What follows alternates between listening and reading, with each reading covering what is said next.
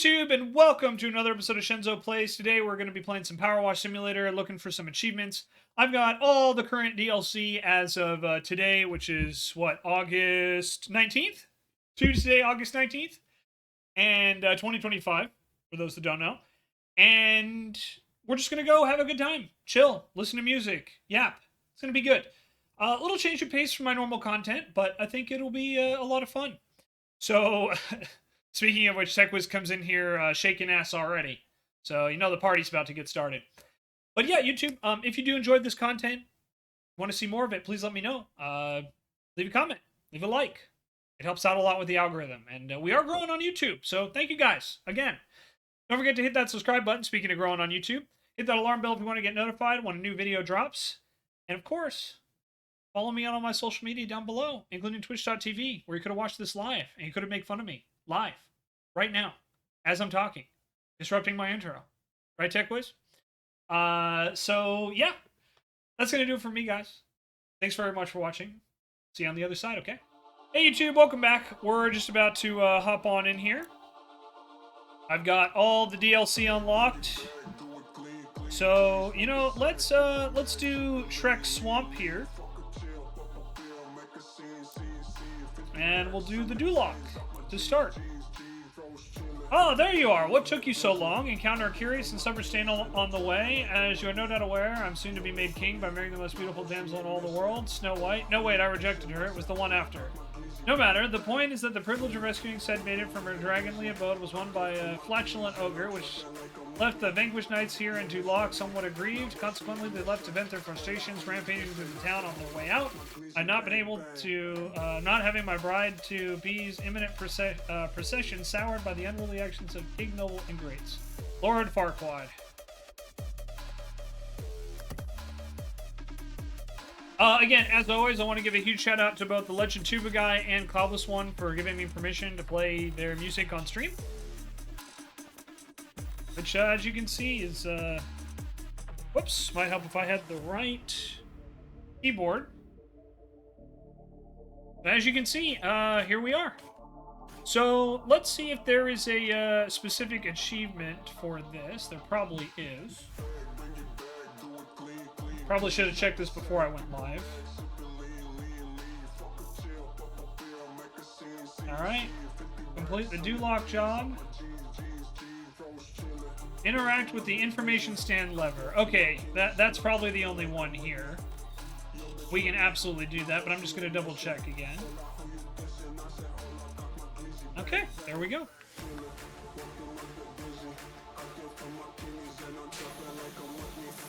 Rest assured, Knight, those responsible for these outrage have been incarcerated.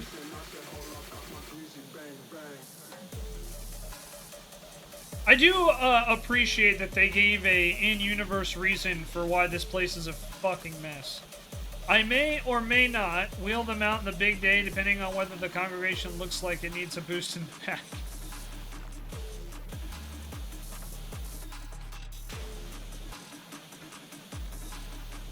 But yeah, TechWiz, I hope you're doing well. Did you see, TechWiz, did you see the recent Forbes article? I posted a link in the Vent and Rant section, but I know you're not always necessarily active in Discord, so I figured I would ask you about it because I figured you'd get an appreciation. I know Silver saw it, so.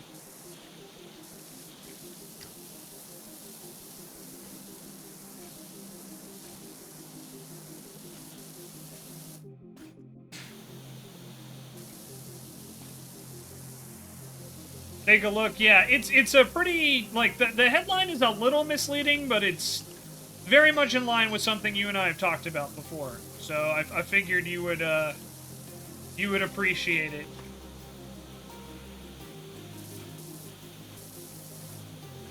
Do you like my medieval power washer, by the way, where it looks like a mini crossbow?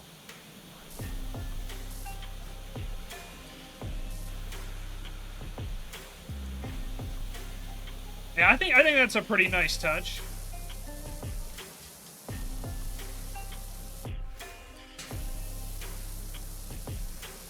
Oh yeah, do you guys want... Oh, I actually don't think I'll be able to do it the way I used to do, where I had the music on screen, because I'm on, I have two different...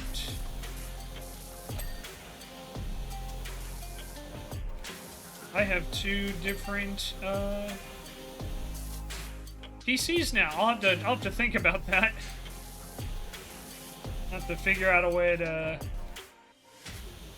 do that moving forward. Alright, we have cleaned up the Farquaad head, along with his hat and his hair.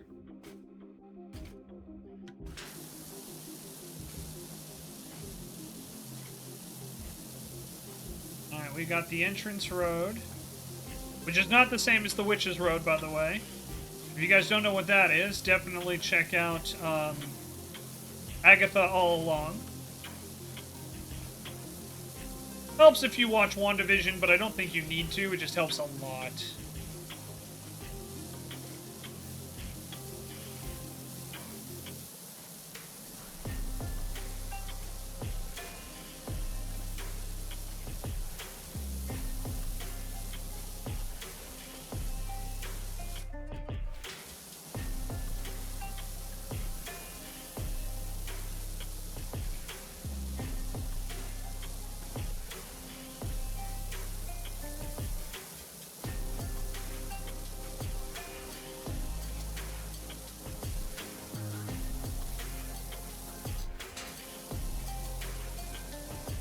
Oh, man.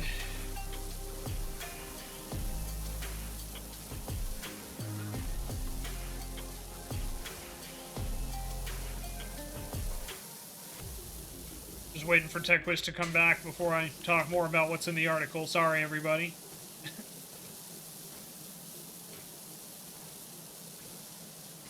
Imagine TechWiz is reading through it. But yeah, let's see. I don't really know what else to talk about.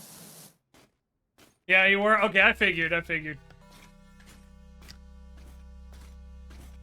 Also, not surprised. Yeah, so, for anyone who's watching, since TechWiz has read through it, Forbes posted an article about how MIT was studying generative AI companies, and the short version is that the headline says they're failing. The more accurate summary is that they're failing to make a profit. Because investors are still going, like, all in and blowing, you know, hundreds of millions, if not billions of dollars in this venture. And TechWiz and I have talked about this a lot, that basically AI is a bubble that's going to burst because it's... The reason why, the reasons why these companies are not making any money is because the cost of doing what they do is higher than they thought, and the actual profit behind what they're doing with this generative AI bullshit is less than what they thought. Which, you know, anyone who's ever done anything with any sort of technology at all, or any first-hand experience, probably could have told them about that. And probably did tell them about that. But, you know, some people have to, unfortunately, learn the hard way. And, yeah. It's the, you know, we're starting to see the cracks in that industry because, you know, the only people who want to use it are either billionaires who are hoping to, you know, get on the next, like, Amazon or Google or, you know, whatever it is. So, you know, they're just hoping they don't miss a trick. Or people who want, you know, it for free. You know, they're not going to pay to use it.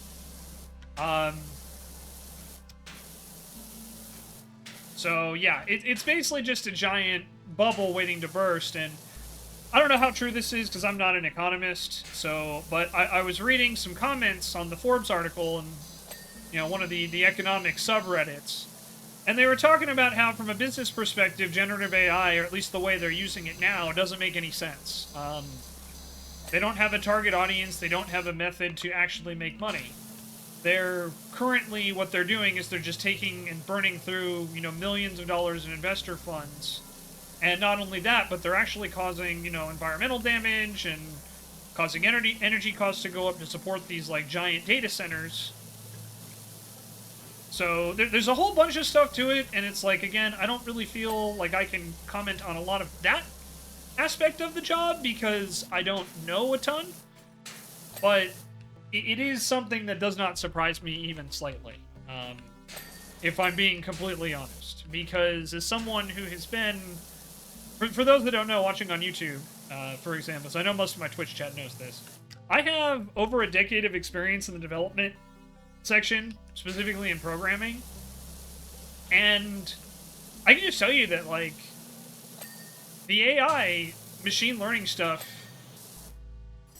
without even, like, dunking on tech bros or anything like that, like, if we're just talking the technical stuff, the costs of doing it, of having a good machine learning, because that's what this generative AI is. It's this machine learning. It takes information in and, you know, spits other information out based on everything it takes in, right? That's the simplest way to describe machine learning.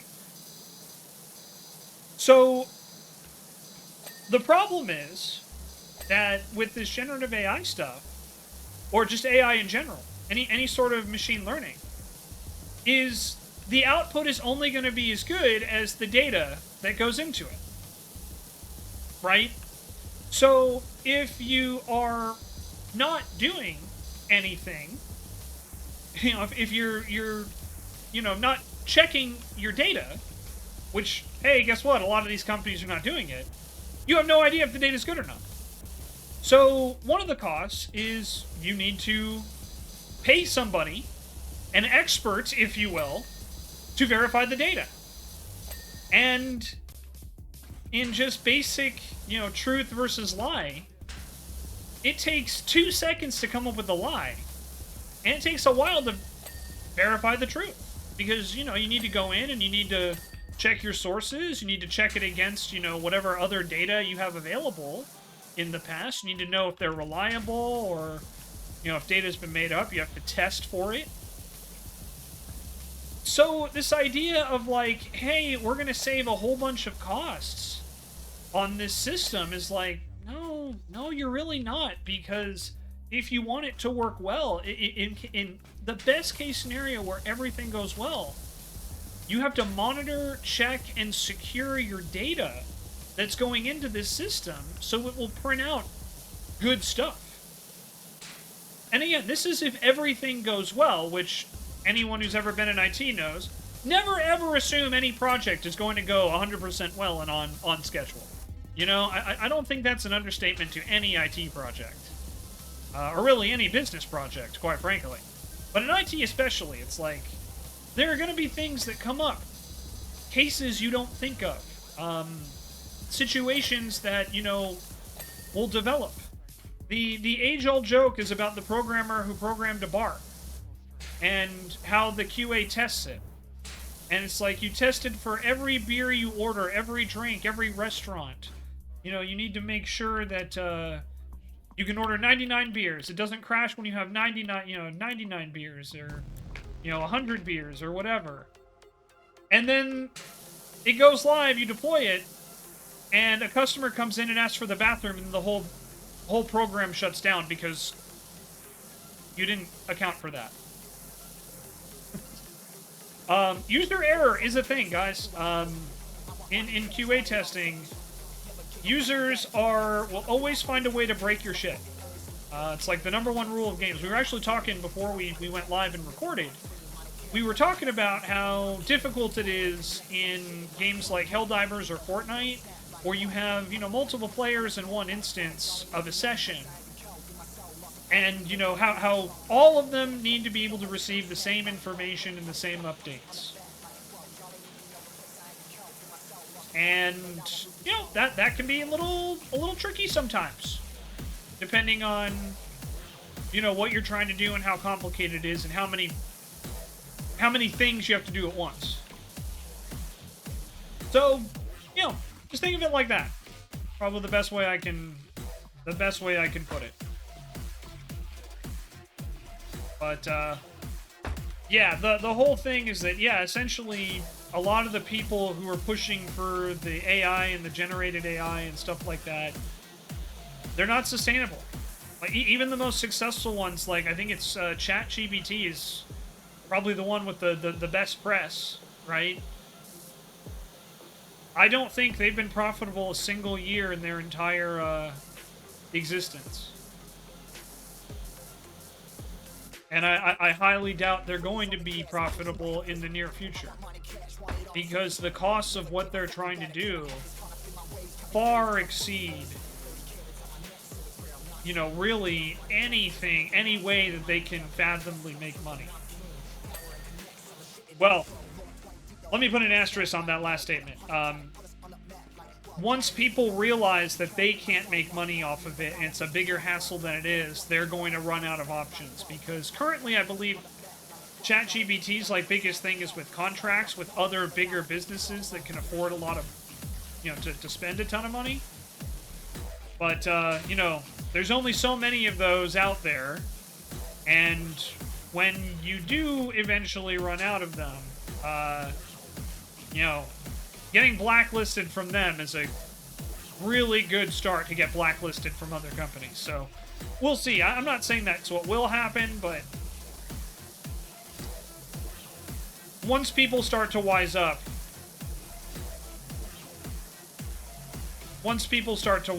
it's going to be very tough for them to make any money. Yeah, so Tegwis points out that they don't have to make a profit at all. They just need to write off VC capital, and until it becomes cheap to do GPT, which, given the current economic circumstances, I am not optimistic that's going to happen anytime soon, if I'm being completely honest.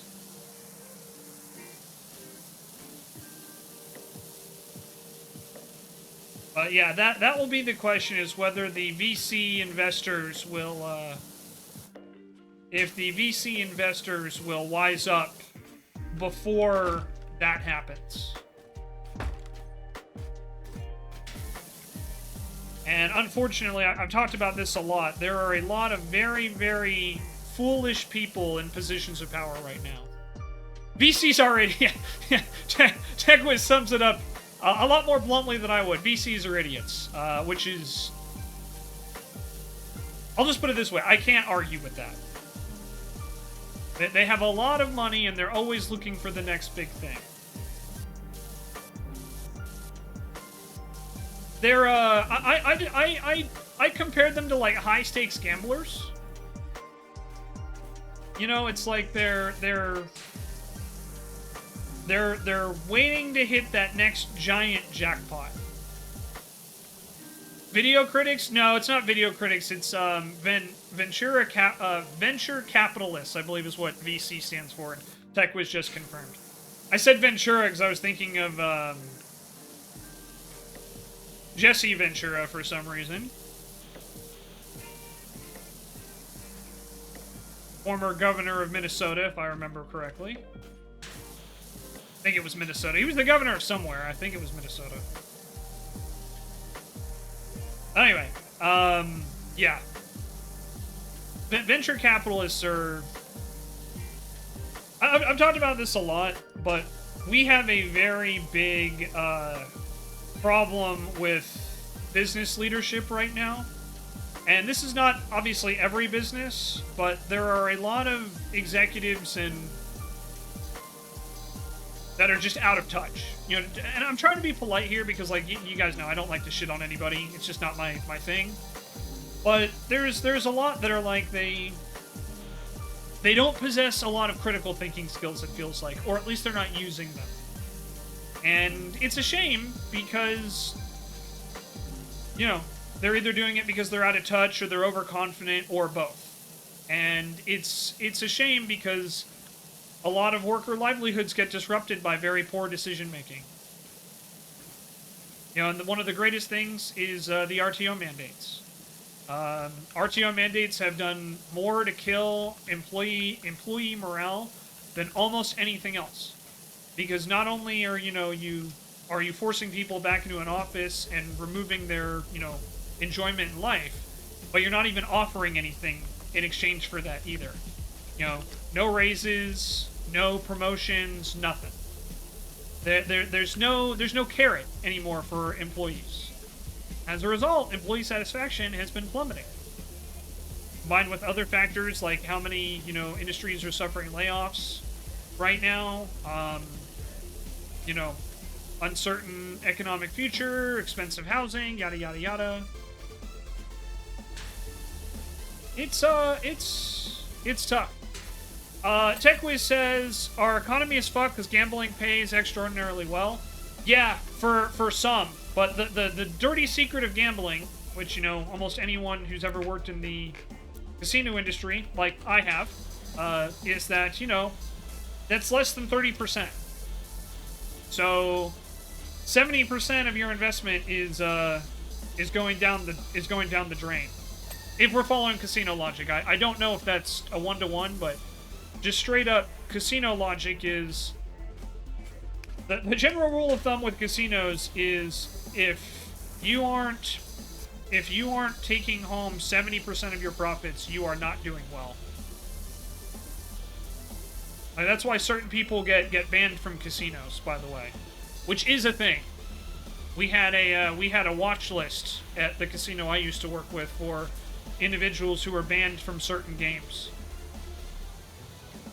because they, were alleged to count cards or something like that.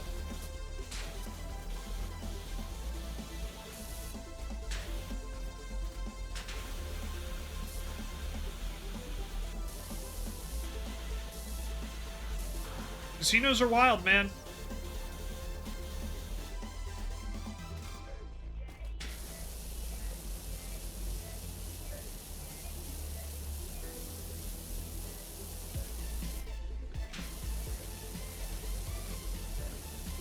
But yeah,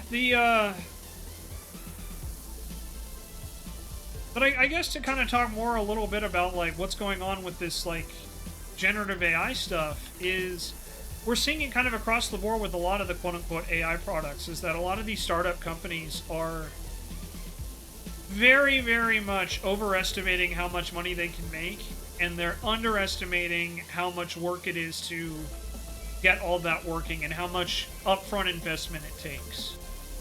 And that's another one of those, like, unseen costs with the whole, like, machine learning, generative AI, crap, is a lot of these quote-unquote startups are just using, like, back-end.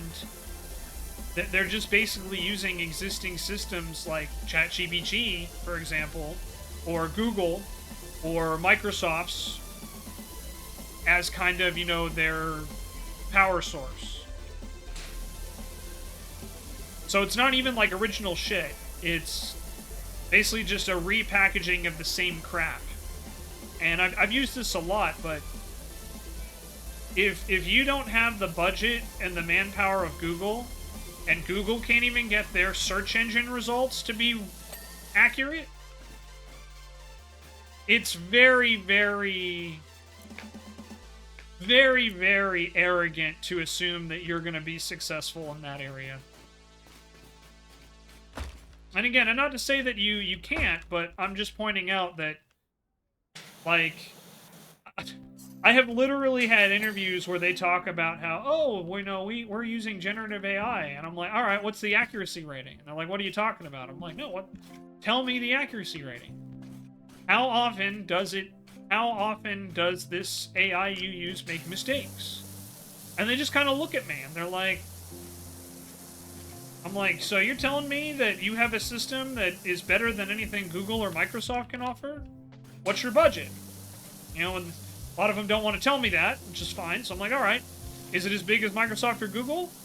And they tell me no. Okay, then you're telling me that you are arrogant enough to go all in on a system that with a smaller budget than either Microsoft or Google, and neither of those technological powerhouses can get it to work correctly? Yeah, have fun with that.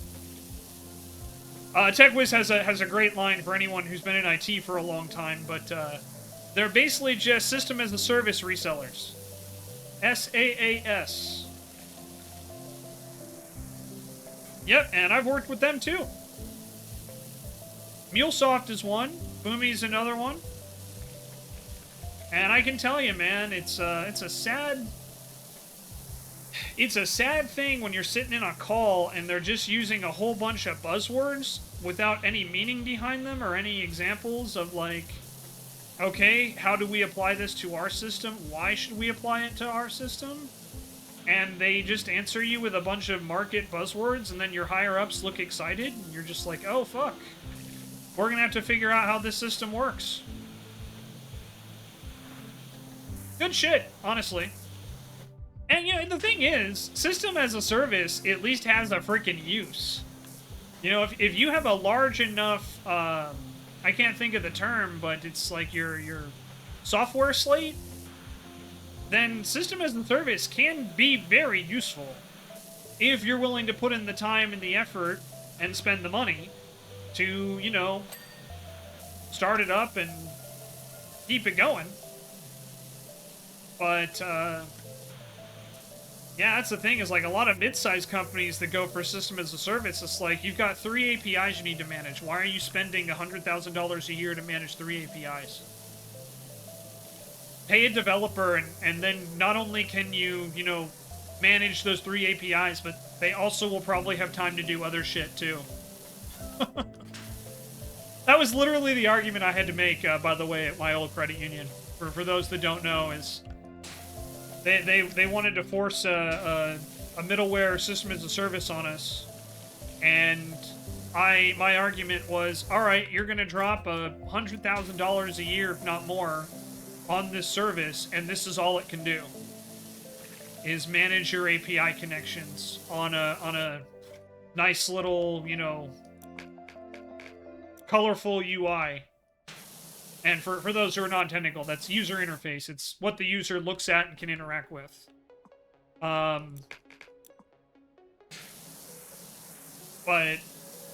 yeah, it's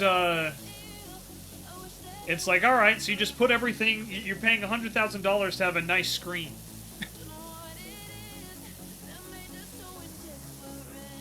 Never underestimate what some people in the business world are willing to pay for. TechWiz says, system as a service is such a scam. Sure, CAPEX up front for on-prem is high, but you throw a hypervisor on there and you can consolidate like a 5-10 services on a single machine. Yep. Yep. But the thing is that no one wants on-prem anymore. And for those that don't know what on-prem is, it's on-premises. Basically, it's like if you have a server room on property. That's what on-prem is, for anyone who doesn't know. But yeah, one of the advantages of on-prem is, hey, if something goes wrong, you're right there. You know what I mean? Like, it's right there. The downside, and this is why, like, I'm a big advocate for having offsite backups, and, you know, why the cloud can be useful and why system as a service can be useful, is, you know, if you have a disaster, like if you're in an area that gets hit by hurricanes a lot, you know, having a backup in, like, Arizona, for example, where you're not likely to have hurricanes in the middle of Arizona, at least not yet, anyway. It's good to have, but yeah, like, I do agree with TechWiz that there's a lot of companies, when they sign up for a system as a service, you know, contract, they're overspending for things they don't need. And another thing, I'm sure TechWiz was alluding to this, but it's a very common tactic of, like, the big dogs, like Microsoft, for example. TechWiz, have you heard about Microsoft's business plan with Azure? Their, you know, cloud and SAS options, like Power Automate and stuff like that. Have you heard about their business practices? I'm sure TechWiz has. But what they'll do is they will offer smaller companies, like, a really, really good deal up front. You know? A really, really good deal up front. And then when that initial contract period ends, they they will raise up their base prices. So the way it works is like they'll offer, say, like a 3-year contract. And let's just say, for argument's sake, I don't know exactly what it is, but let's just say it's, you know, $5,000 a month, right? That's probably too much, but let's just say $5,000 a month is what they offer. To throw a number out there, right? So, and they'll offer that for like 3 years. So, and this will include like their full access to the Microsoft slate, so you get all of, you get, you know, Power Automate, you get full access to Azure, you get, which is like their cloud system for those that don't know. You get their whole like set of tools, and they'll even throw in stuff like Microsoft Office 365, you know, for that time period, right? Which, like, every business uses Office 365 now. So the company that signs this contract then moves you know, they move all their stuff over to Microsoft services. So, you know, it'll be a Azure server, right? Moving on to the cloud, whatever it is, right? But they move all of their software and everything to Microsoft. And, you know, they have to spend a lot of money and time and hours and manpower to do that, right?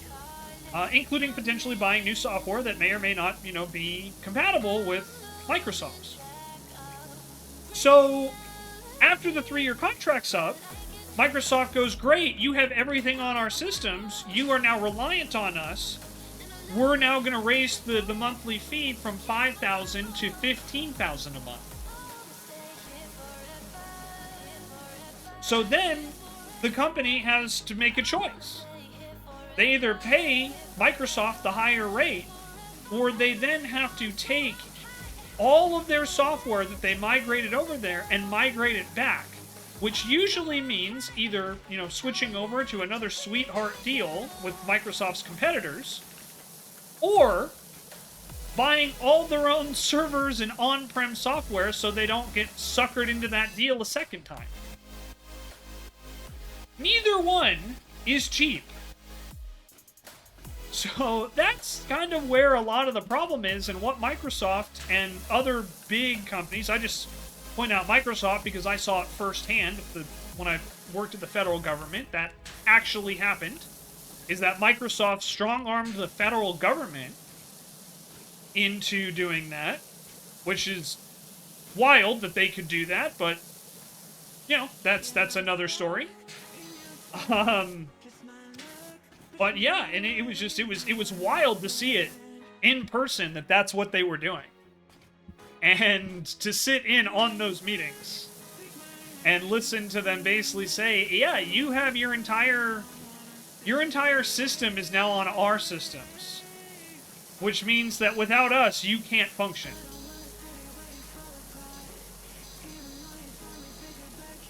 And, you know, it's dirty business, but they're not wrong. And TechWiz says, Broadcom tried pulling that shit after buying VMware. Yep. And the thing is it's like, for a lot of these, like, giant mega corporations, like Microsoft, they have their fingers in so many pies, and a virtual monopoly because of security or whatever justification, you know, you want to give it for giving them all their contracts, that they have all the leverage, to the point that even the federal government can't mess with them. And it's really, really sad to see that we've allowed it to get that bad. But, again, that's what happens when you allow for a effective monopoly. Because Microsoft is not an actual monopoly, because technically, you know, like, Apple is there, and they're also very successful. But, yeah, I mean, for all intents and purposes, it's like when... I don't know what the percentage is now. I think like a decade ago or 15 years ago, it was 97% of PCs were Microsoft products, you know, were Windows. It's probably less than that now because, you know, people have gotten smarter, and Apple has, I think, taken a bigger chunk of the share, and Linux has also been on the rise as well. And then I think that even the Chrome OS is kind of taken off to an extent. But, yeah, I mean, when one company pretty much dominates and has dominated the computer market for, you know, 3 decades, turns out they have a lot of leverage. But yeah, that's the that is a very oversimplified version of Microsoft's business practices. There's a lot more to it. There's a lot more nuance, but I will just be very flat out that I lack the experience and the understanding to really go into a much bigger detail with how they run their business transactions. But that's just something that I personally witnessed, which is the only reason I feel comfortable even talking about it, because I saw them do that to the U.S. government, to several different departments in the U.S. government. Chrome is dead now, unfortunately? Oh, I haven't heard about that. What's the 411 on that? That's a dated reference for all of you younger viewers out there. How many people know 411? Let me know in the comments if you've actually had to call 411. If you're old enough to when you had to call 411.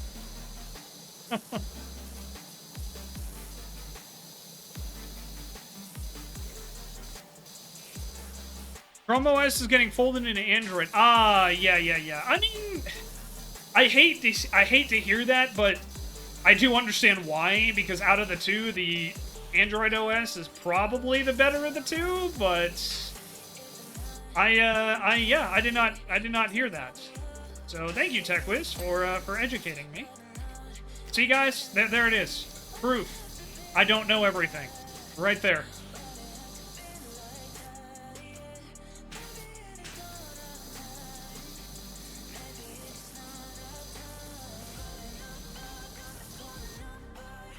But yeah, TechWiz, what's your thoughts on it? It's in response to the antitrust stuff with their search monopoly. Ah, yeah, that would do it.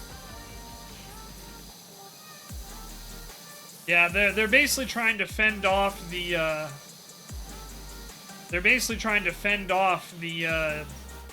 the federal government for antitrust, which,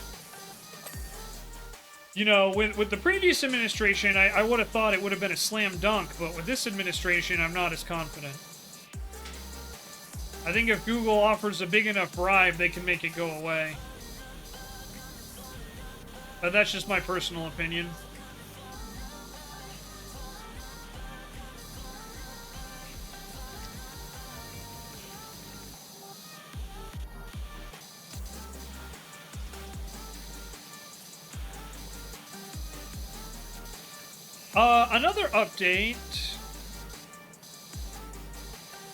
Another update, speaking of the AI stuff, is that some AI companies are facing a giant potential copyright lawsuit.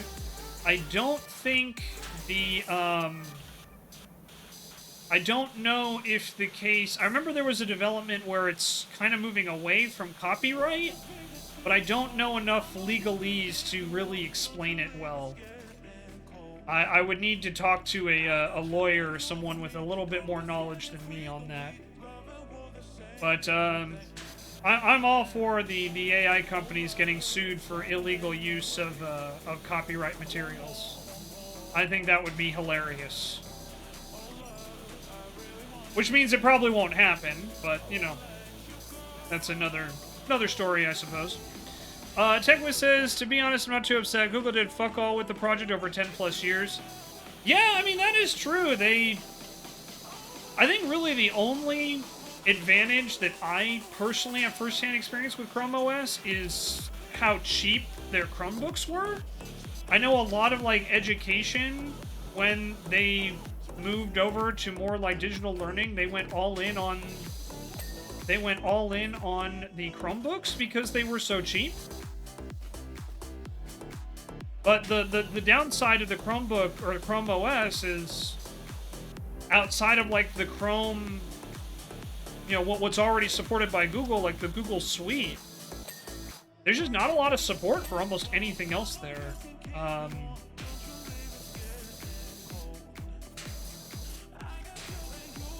Like, there's very little that you can do in the Chrome OS without having to write it yourself, is probably the way I would phrase it.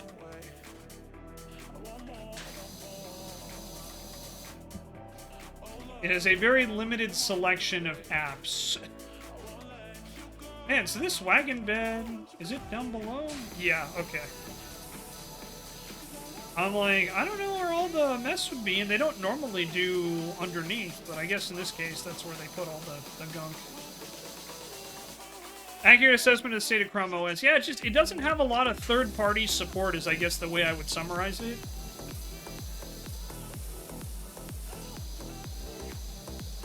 And it's...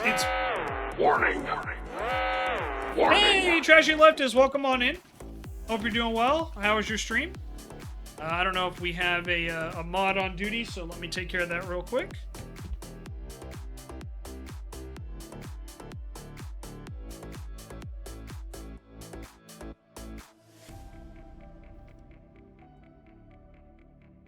Welcome on in, Raiders. I hope you guys had a great stream. Just playing some Powerwash Simulator today. How was Red Dead Redemption 2? That's a game, it's like on my list. I just haven't actually played it yet. But it's like on my list of games to play. It's in my backlog somewhere.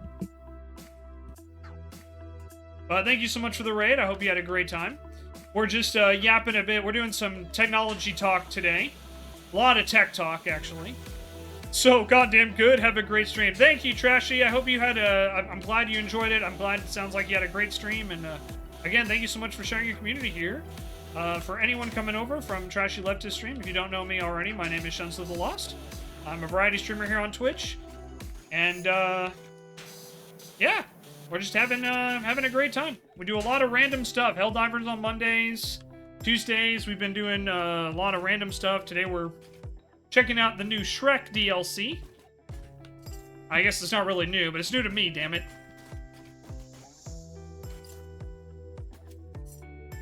And, yeah, just having a good time. Talking tech. Because for those that don't know, I've been a developer for 10 years. Mostly Java, but I've done C#, and I'm about to go into a position where I'm doing C++. Man, speaking of programming languages, I remember when C# was fucking garbage, and it has come a long way. It is like one of the few things that I will give credit for. It has come a long, long way since it started. I remember when it was hot fucking garbage back in like 2005 through like 2009. And C# has definitely come a long way. Which is hilarious because Java has become this like giant bloated monster in the meantime. Remember when it was shittier Java? Yep. It was Java, but with like literally none of the features at one point. Performed worse, ran worse, had less options. It was a huge downgrade, and now how the tables have turned, where I would say that C# is actually better than Java now. And it's crazy to say that as someone who's programmed in Java for like 20 years.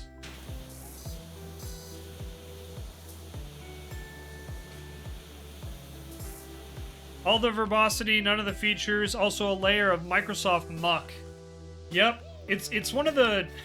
I've talked about this before, but like C# is probably one of the only Microsoft products that has actually gotten better over time rather than worse. Like it's one of the few that was not touched by Microsoft's Midas touch of shit that we talked about yesterday.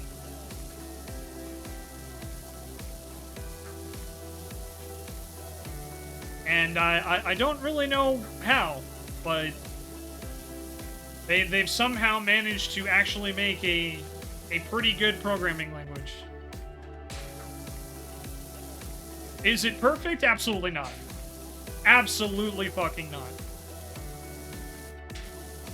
But like I said, I do feel it has improved significantly. And I also feel, if I'm being completely honest, that it has been helped a lot by the fact that that Oracle basically decided they wanted to kill Java as a programming language.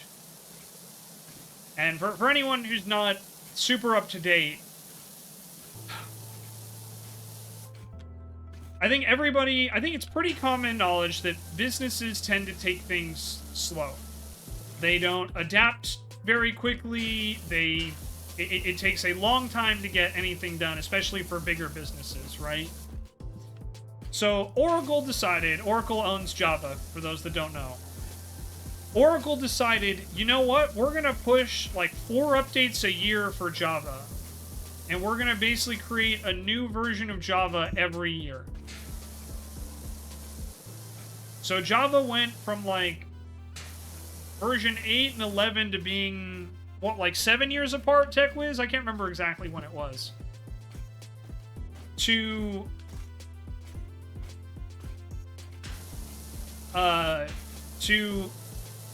25 or whatever they are. In like, from like 11 to 25 in like 6 years. And it's just like, man, literally no company is going to be able to keep up with all of these updates. And they didn't. And unlike Microsoft with their OS systems, where they can, you know, basically force everybody to upgrade because they own the entire market, Java doesn't own the back-end development market. They were at one point the most popular programming language. They had finally surpassed C++. But yeah, it's just they basically forced companies to keep upgrading. And when I'm talking about upgrading, so in programming languages, like Tech was mentioned this earlier with C#, is that C# abandoned a lot of their legacy stuff. So there's a term for that, and the name is escaping me at the moment.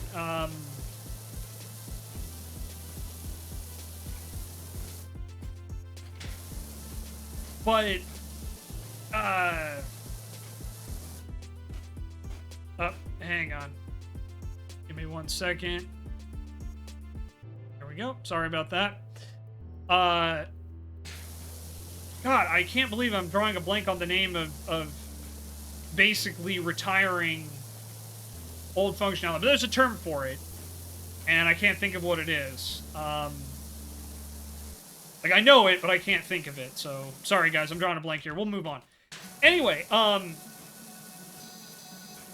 so basically that's what Java did, is like they basically abandoned entire libraries. They abandoned entire like systems and deprecation. Thank you. That's the word I was looking for. They deprecate things. And so Oracle basically just deprecated like an entire key section of Java. And as TechWiz says, companies, it basically got to a point where it was impossible to keep up and impossible to compete. So people just stopped using Java for their backend. They're like, we can do this with C#, and C# will keep most of its stuff functioning a lot longer than Oracle will with Java. Or they'll use Python. Python is kind of like, it's weird to say Python's the new kid on the block, because Python's been out for a long time now, but it's like, Python is like what a lot of companies are using right now. It's kind of like the new hotness after Java and C#. And it's like, yeah, you have all these competitors, and new programming languages are constantly, you know, being developed. And C++ is not C#. No, silly. It's not a dumb question at all. It's not a dumb question.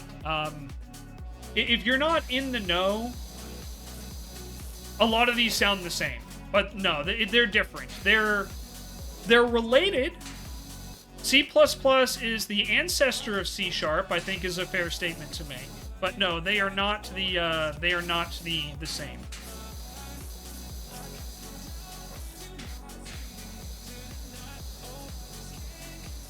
Yeah, C# is Microsoft's programming language, basically. It was Microsoft's take on C. or more accurately, in my opinion, it was,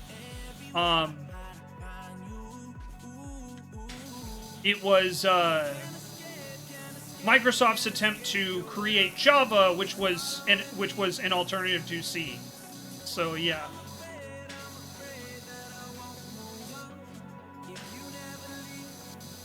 But yeah, I would say they're related, but they're not the same.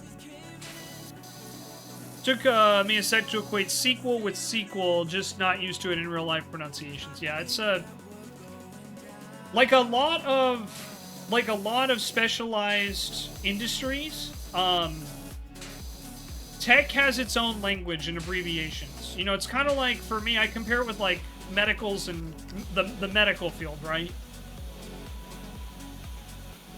I couldn't tell you half of the freaking abbreviations or anagrams or any of the other things in the medical field. But if you ask me a lot about the ones in tech, I could probably tell you. The tech industry is a minefield of acronyms, yeah. So you read them the same? Yeah, SQL or SQL? Yeah.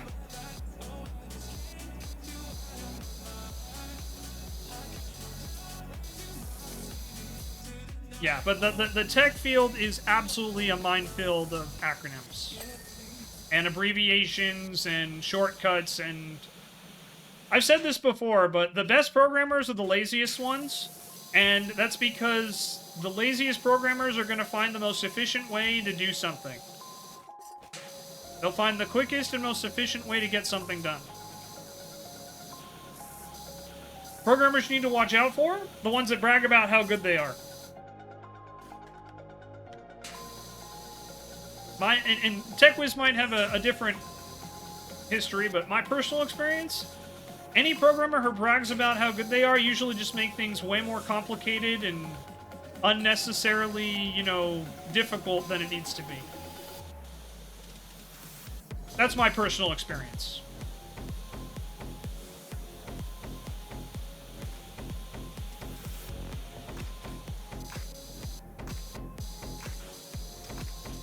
I'm like, I know this isn't necessarily the most professional, but yeah, my thing is, look, keep it simple, and if it ain't broke, don't fix it.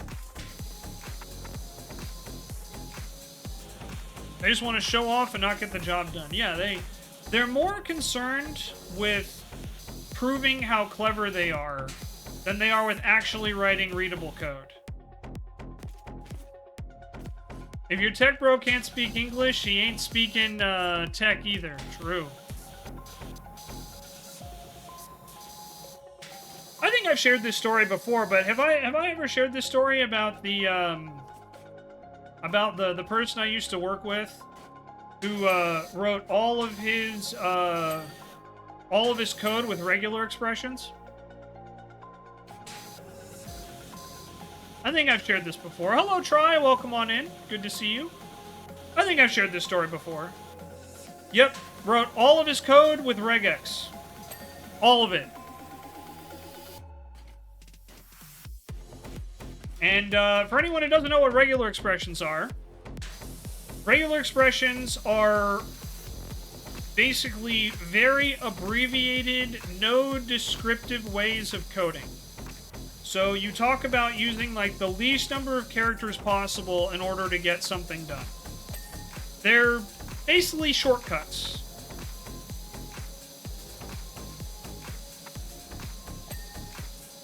Whereas a lot of programming, for those that don't know, is very, very wordy.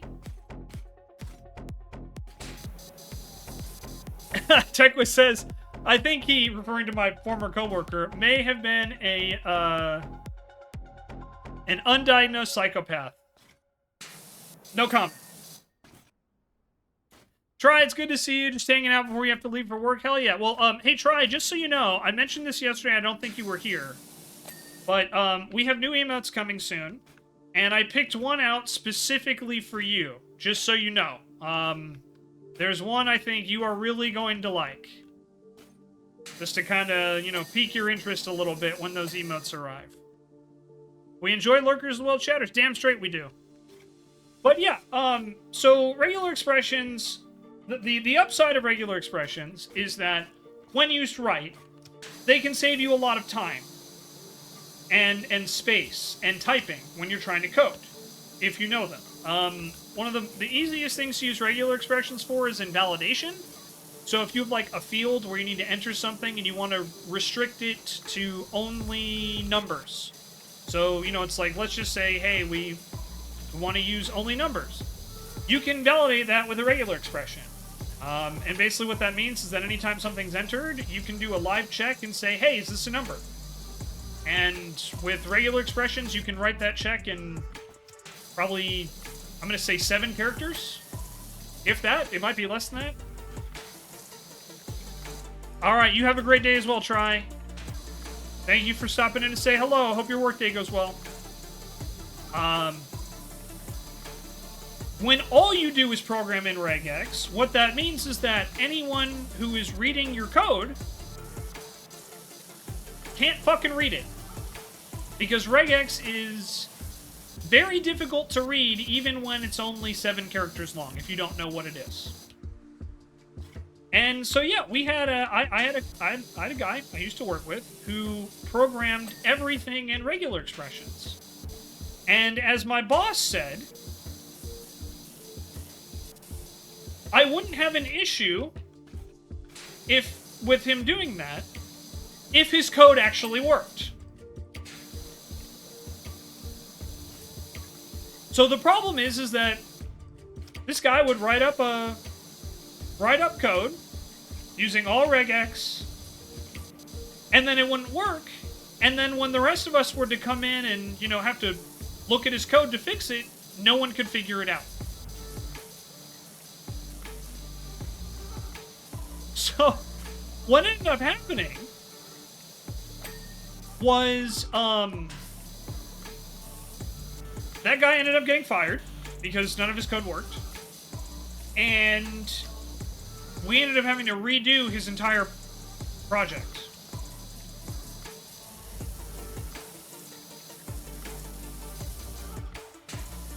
Yeah, what he thought was job security got him fired. And if he was at a bigger... So here's the thing, TechWiz. Because TechWiz just says, brother had job security down to a science. Had he been in a bigger company than the one we were working for, yes, that would have been the case. And I'm pretty sure that's why he learned that.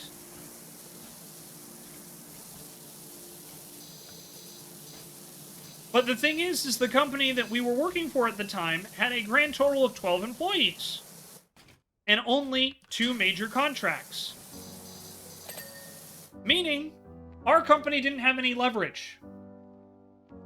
So if the code doesn't work, we lose our contracts. Because they can just replace us with a different competitor.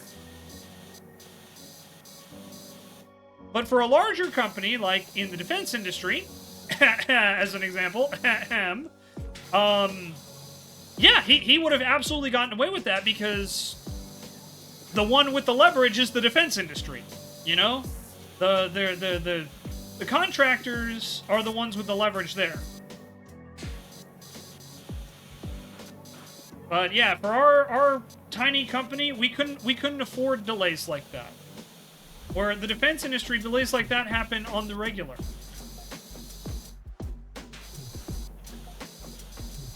But yeah, that was his thing, is like when he used to work at the defense industry, and that's why he did this, TechWiz. So you fucking nailed it. I just want to be clear, you absolutely nailed it.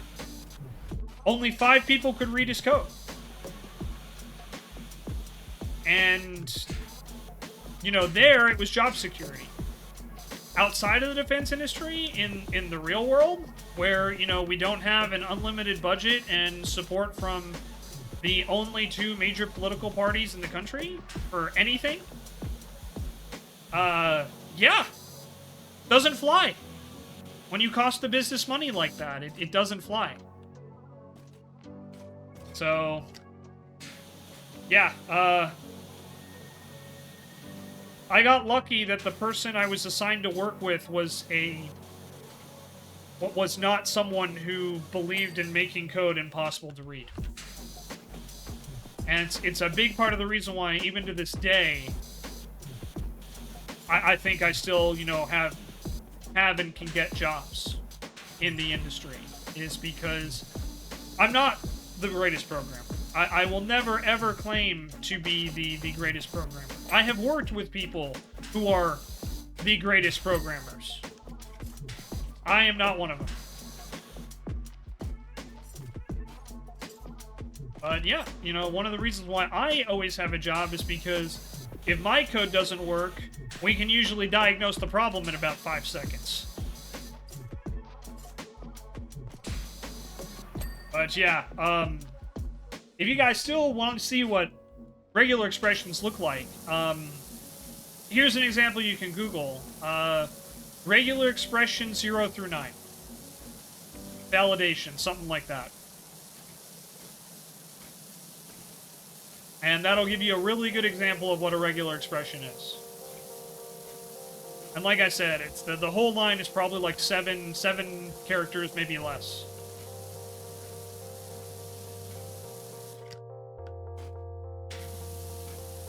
But yeah, my boss, my very first boss in programming was a very big advocate of keep it simple, stupid, the KISS method. Mwah, mwah, mwah, mwah, mwah. And I've been a big supporter of that as well from the get-go.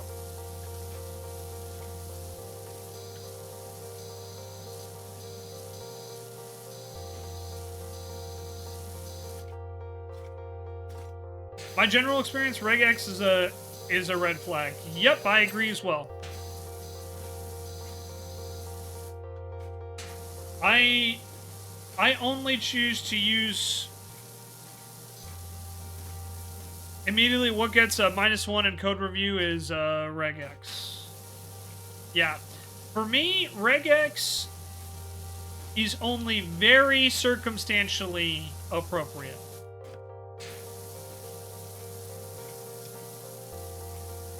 Silly, it's called the KISS methodology of programming. Keep it simple, stupid. We're still on programming.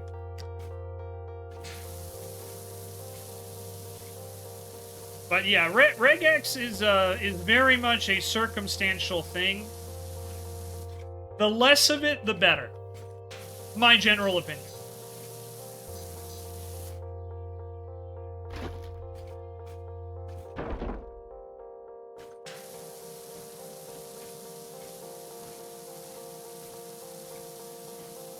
Like I said, the only time I would really use any sort of regex at all is if it was front-end field validation. And even then, it would be like only very basic stuff, like basic Boolean checking or number checking.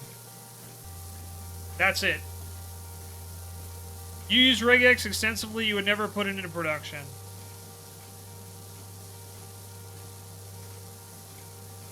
Silly says, I know about KISS. I'm being a smartass for comedy. Boo! No, I'm kidding. I love you, Silly.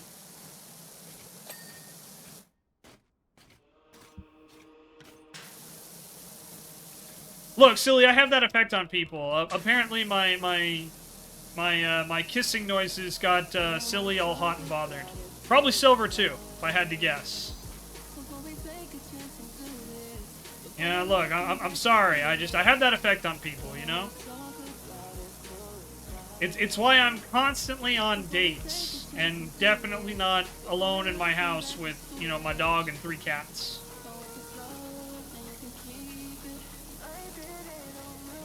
Shenzo the Playboy, damn straight. As I'm sure everybody knows, I am constantly bragging about my the many dates I go on. I actually don't think I've been on a date in... let me ask. Do no shows count as going on dates? Because if so, then I've been on one pretty recently, but otherwise, no.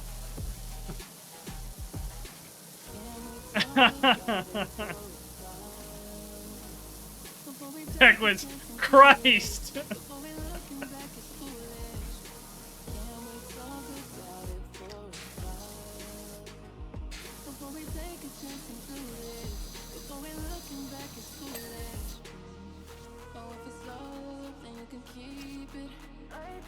Remember that one that ended no show? Only one you mentioned since I started being addicted to you.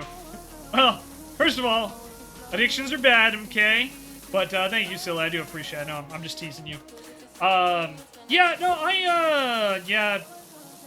I've had... How many no-shows am I at now? Is it 8 or 9? In a row. It's been a lot. And that's why I don't date. Because, yeah, one of two things usually happens to me when there's any interest on my end. They don't feel the same way, which, you know, valid. Can't be upset about that.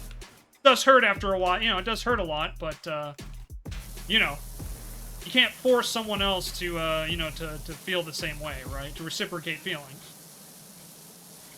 Or... They seem interested, they say they're interested, and then their actions prove otherwise. Dating is exhausting. Yes, it is, which is why I don't bother with it anymore. I'm also, I'll just be honest, I'm also laughably bad at reading other people's interest in me. I always have been. I call it the asexual thing because I'm just not interested in that. So that's kind of the other problem, is that there have been people interested that I've turned down, and it's because it's like, look, I don't feel anything for you, and you don't want to feel anything for me, so it's just not going to work. They say, Silly says they're missing out because I'm fun. Oh, thank you. I try to be. You know, I like to joke about how I'm a boring guy, and I am. Like, I don't do a whole lot. I have a pretty basic routine, you know? I work, I stream, I hang out with my pets. Pretty much it. But, you know,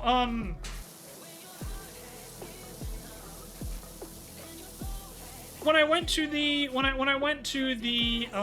slumber party, I don't think anyone told me I was boring there. I don't think anyone's feedback of the slumber party was that I was boring. I was able to hold conversations with just about everybody there, so, you know. Tex says, I want a long-term friendship. Yeah, I mean, to me, that's always kind of been my goal, is for me to have any sort of romantic interest in anybody, I need to be able to get along with them first. And I know for a lot of people, that's a red line. You know, that's not, you know, most people, that's not how they date.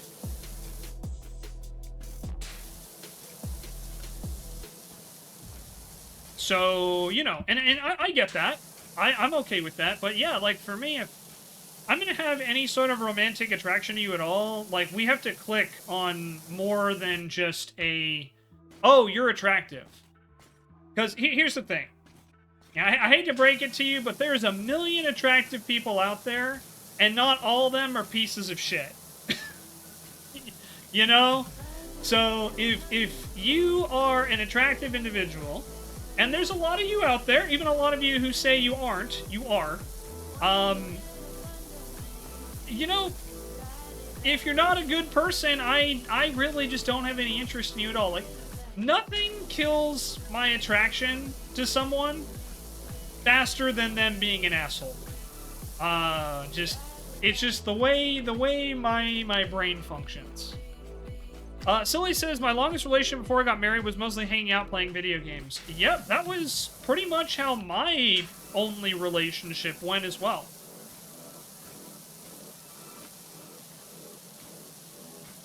Well, shit. Yeah, it's the truth, you know.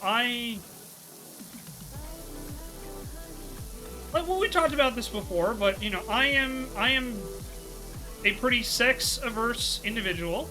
Not that I have anything against it, personally, but it's not how my brain is wired. And yeah, for anyone watching on YouTube, for those that don't know, I am asexual. I very, very rarely feel sexual attraction to anybody, and when I do, specifically, it's after, you know, I've gotten to know them as a person. So, you know, you have to kind of show me you're a decent human being before that is even remotely on the table. And even then, what I consider sexual attraction is, like, probably very different from what most people consider sexual attraction. But, yeah. Oh, thank you, Corbin. You're sweet. I appreciate you. Cats kind of have the exception to, you know, stop being an asshole type thing. Because they're cats. But, that's another story. Also, I'm sorry. I'm not romantically attracted to any sort of cat. Want to just clear that up for the record. I am definitely not a furry. We know it's a lie. He'll never stop. True. But that's part of why we love Corbin, right? Hand-holding on my Christian stream? Damn straight. Look, but also, like, again, silly, don't get mad at me, because I'm not putting myself down. I'm just trying to be descriptive. I don't do well in romantic situations. I get very easily flustered. I'm not very confident. And, yeah, you know, I kind of make a gibbering fool out of myself, if I'm being completely honest. Yeah, I'm not gonna read that. I'm not gonna read that one out loud, Tech. We had another thing yesterday where it's like I kind of regretted reading that one out loud, so I kind of had to cover for it. Yeah, I'm not gonna make that mistake again today. But yeah, relationships and I. Historically not great, you know, and it's always something for me I find so fascinating about myself, right? That, like, I'm so bad at romantic relationships when I'm pretty good at, like, any other type of relationship, whether it's work or, you know, casual or, you know, coworker or whatever. I'm usually pretty good at those. Romantic though, I don't know. It's like someone forgot to give me the skills and the talent there. I've been told I'm charming, but I don't know. It's like I'm missing something. I hope that makes sense to you guys.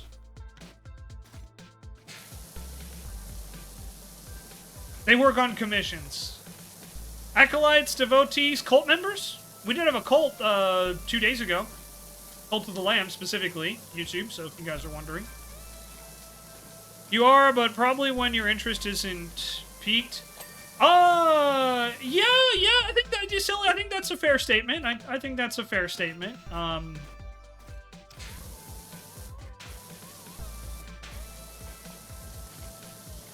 do believe my overlords are cult leaders, so possibly. Yeah, there you go.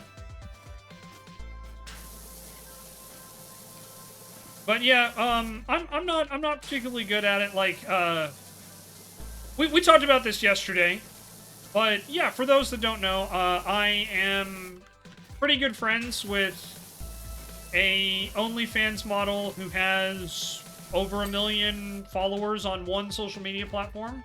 Combined, is probably like close to 4 million across all of her social media. And even when I, like, talk to her and she's asking me for, like, advice on content, I have a hard time. Not because it's not difficult, but it's just because I get very uncomfortable, because it's like, hey, you know, this is your business, your livelihood, your body we're talking about, and it just feels really awkward for me to be giving any sort of advice on, like, hey, what should you do with this? Like, how much cleavage should you show in this shot? I don't know. Just feels weird to me. I'm not wired for that.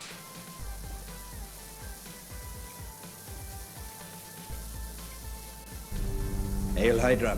Oh, there you go, T1. Keck W, that sounds like a trap. Hey, right? Which is probably why I have such a hard time with it, but no, it's legitimately the truth. Like, I have acted as an advisor to OnlyFans models. I have been very open about that. Objectify me, but only exactly as much as I want. Yeah, and I want to be clear, that's not how she is, but absolutely what goes through my mind when I'm asked that question.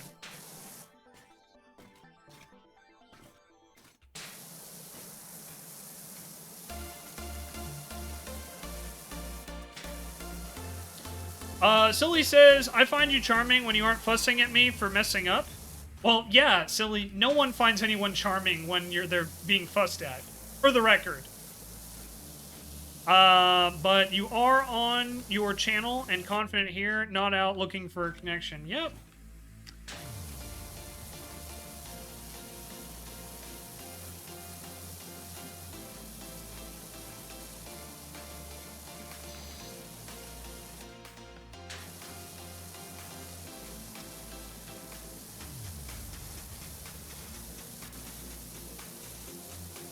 Yeah, if you want to know my secret, I never look for a connection anymore.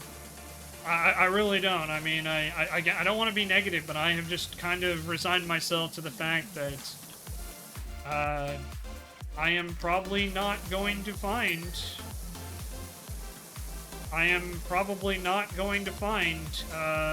somebody. And I'm okay with that.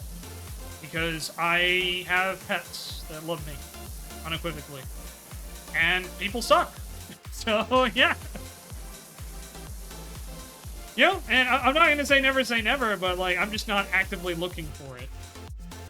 That's all.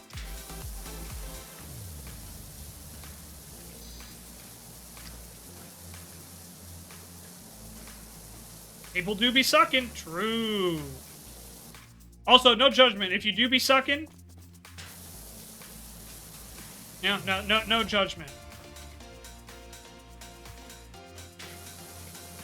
Yeah, exactly. T1 says, you have all of us. We're your long-term friendships. Yep, exactly. And look, if I happen to get into a relationship, awesome. Cool. If I happen to meet someone who, you know, actually catches my interest and, you know, shows up for the first date, which, gosh, that would be honestly pretty incredible. Then yeah, you know, it would be, I'd be open to it, but I have a lot of trust issues. Let me just put it that way.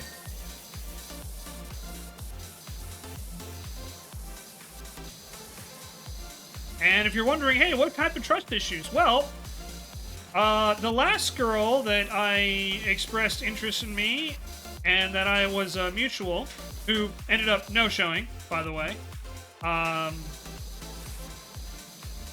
she, turns out she was only interested in me because she thought I, you know, I had a home. So, yeah, you know, I got trust issues.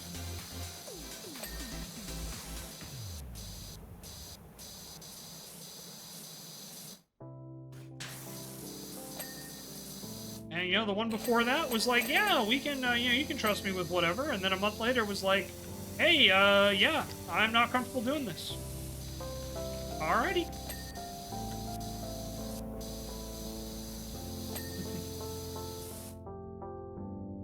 What I didn't marry, you're already married, not best friend. Yeah.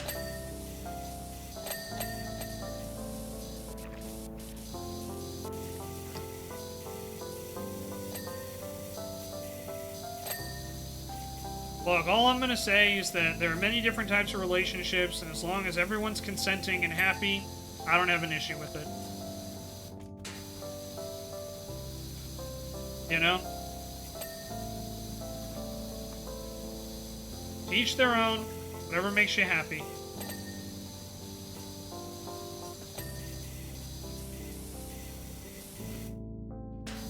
Life is too damn short.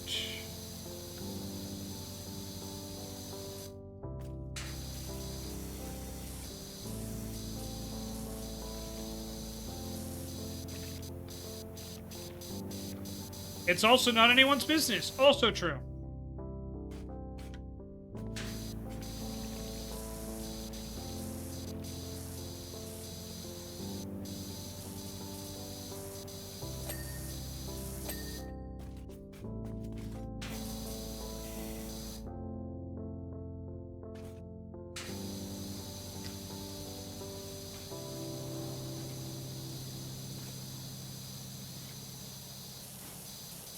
Cats, coffee, cheese, and carbs.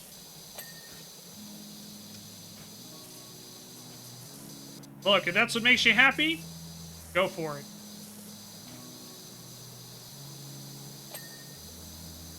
Yeah, I mean, we talked about that a lot. You know, that's what I've been trying to focus on, is just, particularly after, you know, losing my job to a, well, to a bunch of incompetent fucking idiots, to put it, you know, directly. I'm just trying to focus on what makes me happy.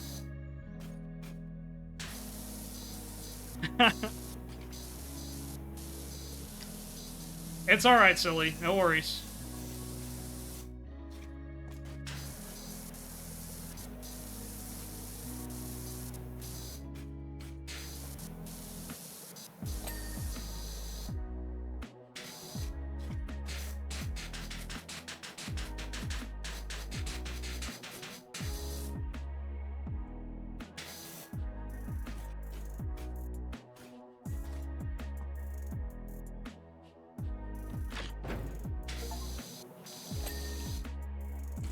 Alright, look, we got our first achievement.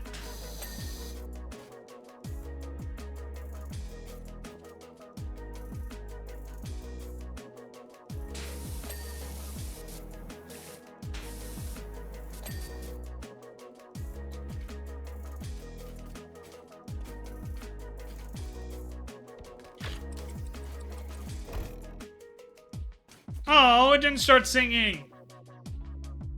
I was really hoping this would, sing.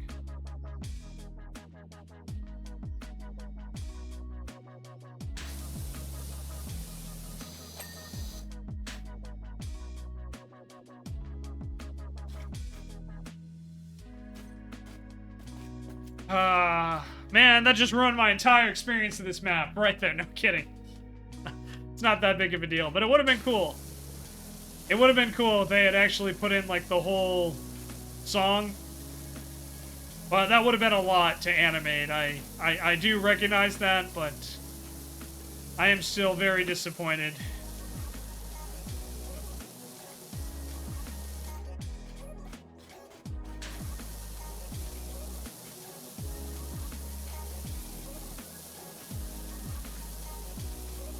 Shine your shoes, wipe your face.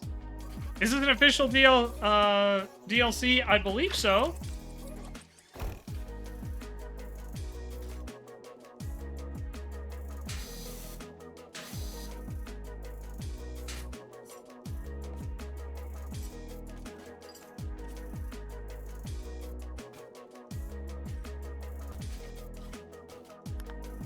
Let me take a look here, just check some options. Yeah, I did pull the pull sign twice, silly, just to check.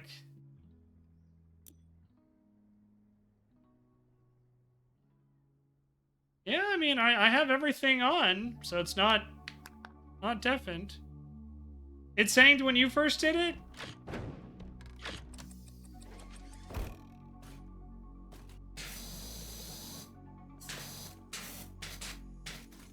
No, you're good, silly. You're good. You're just double checking. But, you know, if Sean were here, you know what he would tell you, right, silly?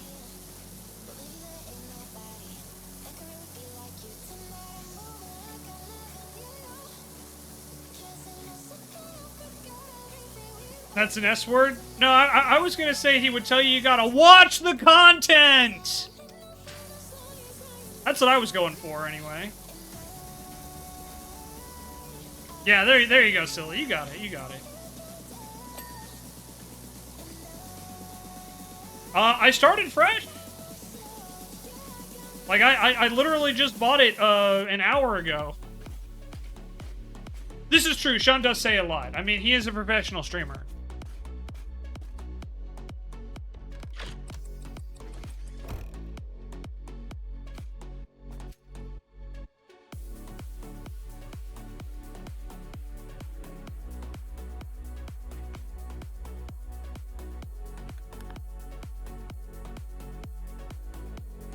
Maybe there is a, maybe it's not completely clean? Maybe?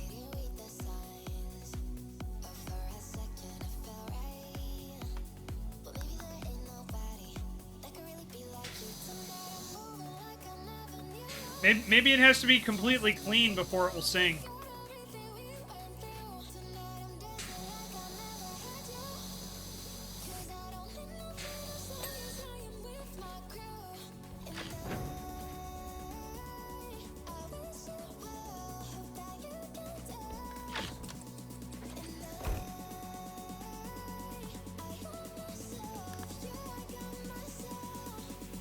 Yeah, here's all the information stand stuff, right? So it looks like all that's clean. So then we have the puppet, 60 out of 60, the stages. Yeah, I mean, I think it looks good.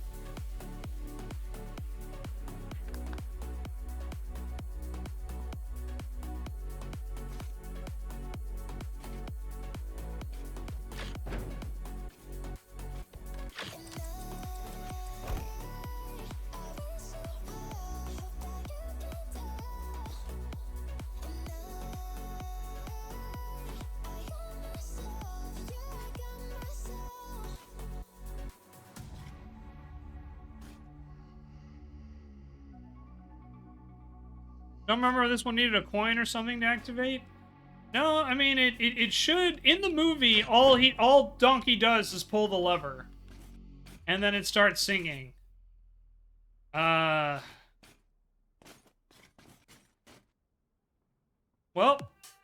time to go to Google real quick. Give me 1 sec, everybody.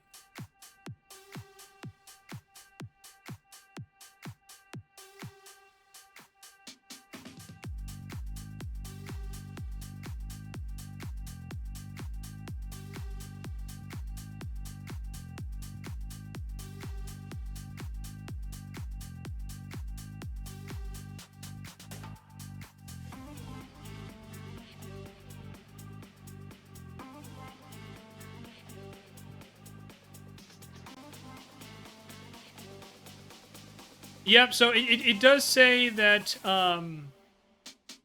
it does say that the song is not included. It's the top search. So, yeah, it does say that it's not included. That feels like a giant miss, in my opinion. But, yeah. The top Reddit response says that, the Welcome to Duloc song is not included in the DLC.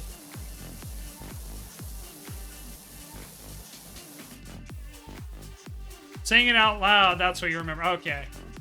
No worries, no worries. I can't be upset about it.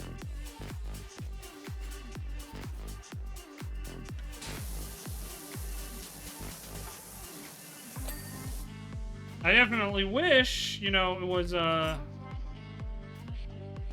it was included.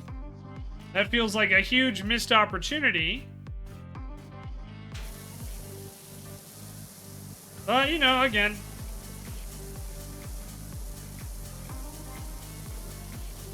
A missive miss? I mean, it is both a missive and a massive miss, I would agree.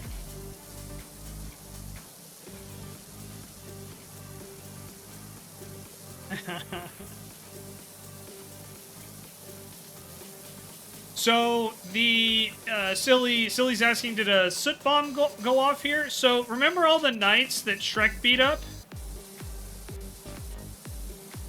Apparently they were pissed that the ogre got chosen above them, so they trashed the place. That's the in-game lore for what this for this mess. Put the song in Discord for later. There you go.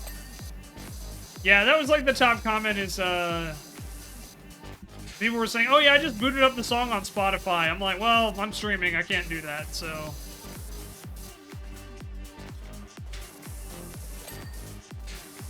Okay. Power box is good. Lantern's good. Post is good. Okay.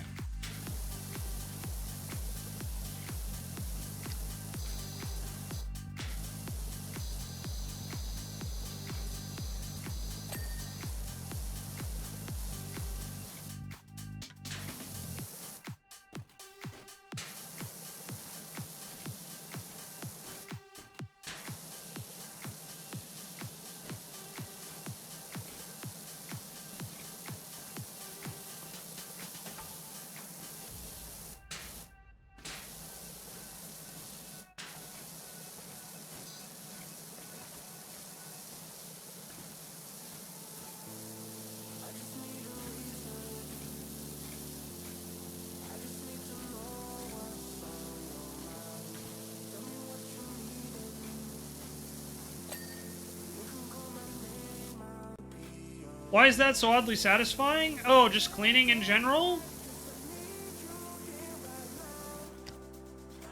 I don't know. I really don't. You know, I was having a conversation yesterday with a friend of mine about why the simulation games as a whole are so popular, and I don't have an answer. I really and truly do not have an answer.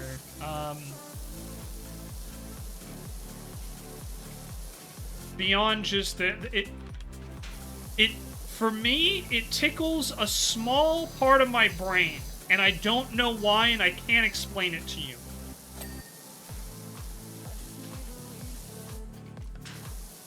Because yeah, I'm with TechWiz. I hate cleaning. Absolutely can't stand it. It drives me nuts. And yet here I am playing Powerwash Sim. The human brain is stupid. Like, it's amazing, it's a miracle, but it's stupid. Why? Hello, Ace. Coming on in with that repo yap from Ray. Hope you're doing well. It's good to see you. Hate dishes, but having sprayer to power on off stuff was always fun. Hell yeah. Ace, things are going well. We've had a lot of different conversations. We talked a lot of tech at the start. We've been talking recently about the human brain. We talked love and lack thereof for me. But yeah, it's been a good stream. Glad to hear you're doing okay. Always nice to see you here, my friend. Lack of love, I know that feeling. Yep. Yep.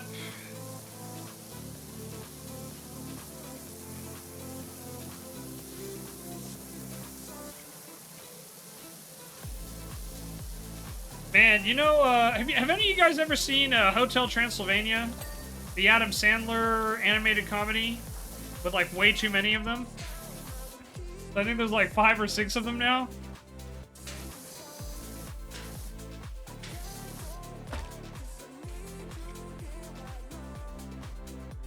I used to like to joke about how if, I kind of wish love would work like that, where you just, like, zinged with the person you're meant to be with for the rest of your life. Sure would make things a lot easier for me.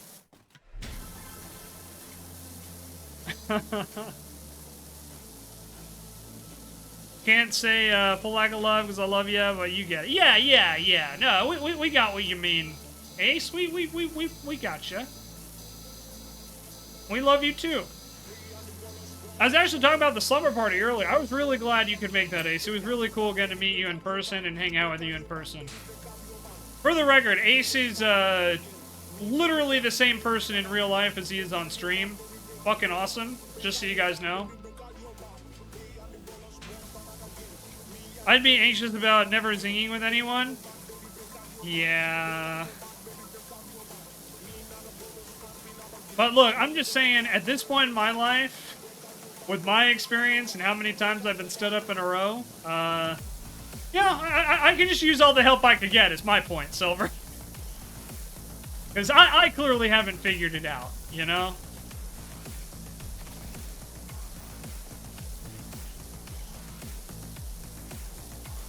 Yeah, it was really great getting to meet you in person, Ace.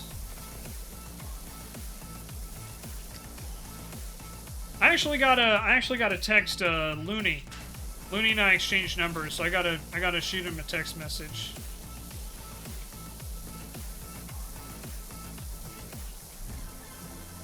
At some point. But I had some really good chats with Looney while I was there as well. Looney Tooney, for those that don't know. I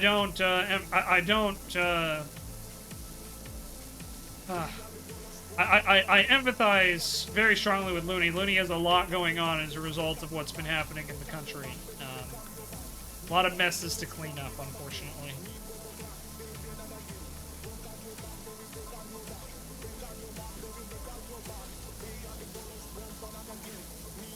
Yeah, my ex really loved the Hotel Transylvania films. I think I saw 2 or 3 of them with her. And they're not bad. Like, it's probably the most recent Adam Sandler film I've watched.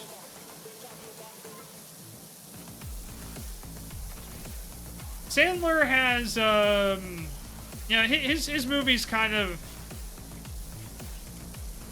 A lot of them feel the same. Let me just put it that way. That's not a bad thing. You know, if you love him, you love him. That's awesome. But it's like, I just kind of got tired of him, personally speaking.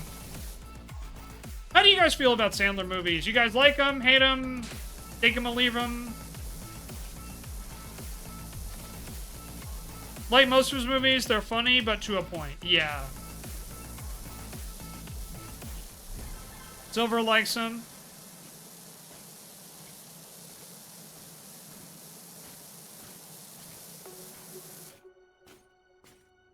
I only seen a few, but you thought they were decent. Yeah, like I'll be honest. I don't understand the hate for Sandler films.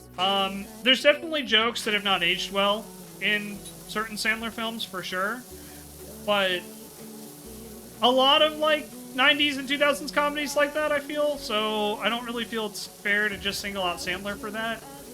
But at the same time, I do think that there's a reason why he's been successful.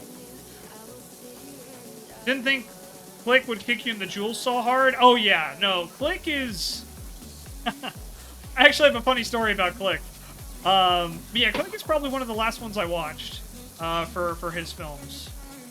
At least live action ones. It was Click and Longest Yard are probably the 2 Sandler films that I've seen the most. And I know Longest Yard was a remake, I know. But, yeah, we had, in our neighborhood, there was a devil scare about Click.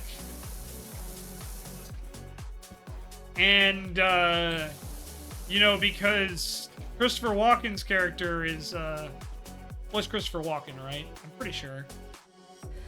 But, you know, the character who gives him the remote, that was, you know, he reveals, oh, I'm an angel at the end. And everyone's like, oh god, he's the devil!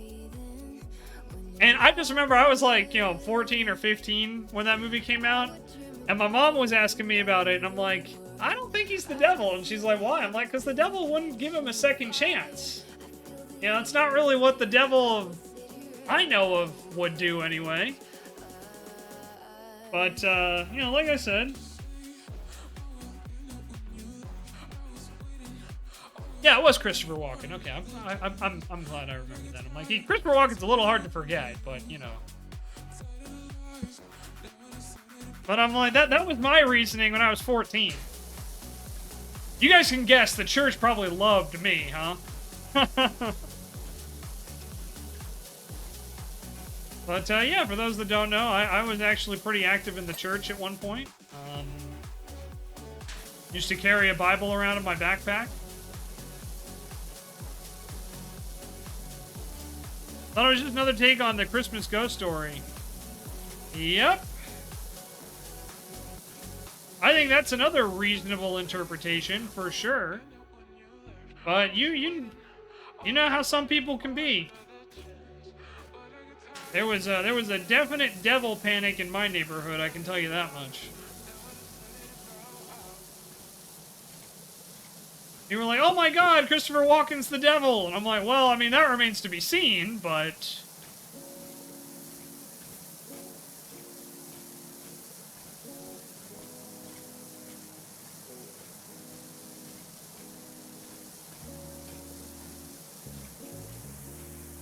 I think Click came out in 2006. I actually would have been 15, but yeah, that's beside the point.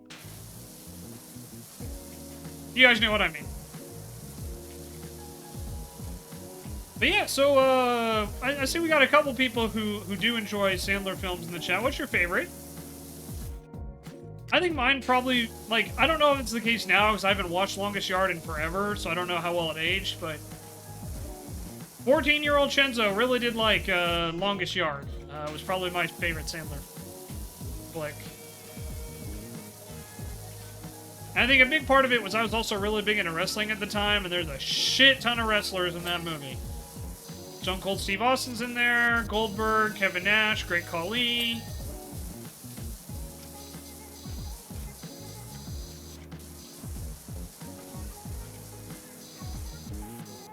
But yeah, if you guys have a favorite Sandler film, Silver Dragon says Pixel.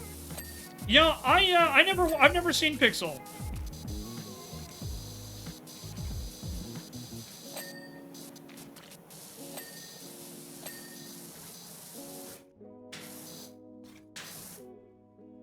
Eight Crazy Nights. I've seen Eight Crazy Nights, but I saw it a long time ago.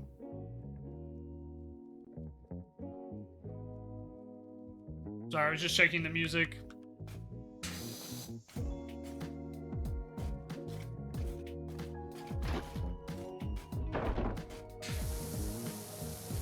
Big Daddy. I remember Big Daddy. I don't think I've actually seen Big Daddy all the way through. I remember I didn't care for Big Daddy very much.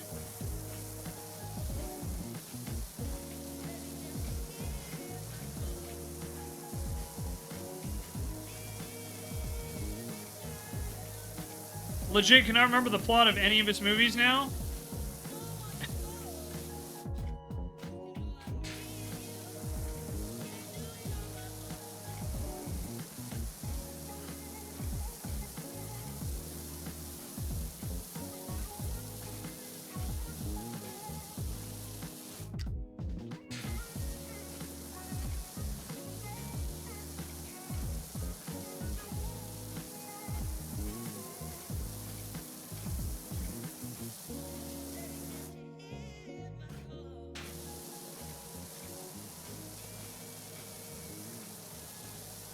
Like the heart, you like the heartwarming plot? No, you don't need to apologize for it, silly, at all. Like, I'm just asking what your favorite is.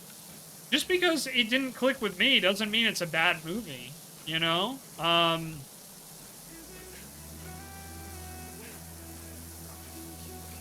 If you love it because of the heartwarming plot, then, my God, keep loving that movie, silly.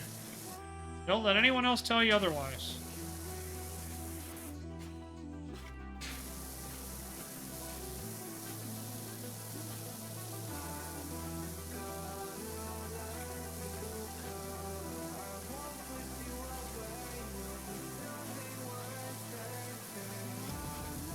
Yeah, there you go. Yeah, like I said, I'm not like the biggest Sandler fan. I've seen a couple of his movies, and it was kind of like I just kind of think I had a point where I'm like, yeah, kind of done, you know, seen one, seen them all type thing, and maybe that's unfair, but that was quite literally my attitude. It's why I didn't see Pixels, because I'm like, eh. He just Sandler has a specific type of comedy. And it's just like, yeah, I just kind of got over it. Billy Madison. I don't think I've seen that one either.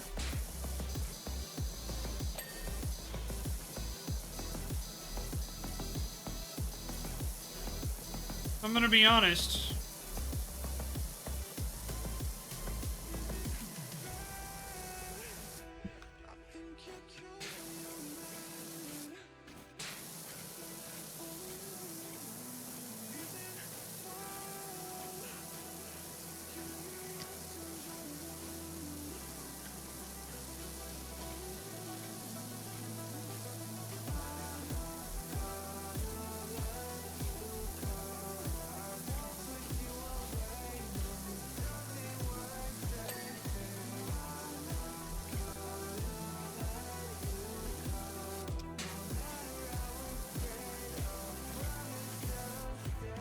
Okay, you know, we've made pretty good progress. Still have a lot to clean, of course, but we're getting there.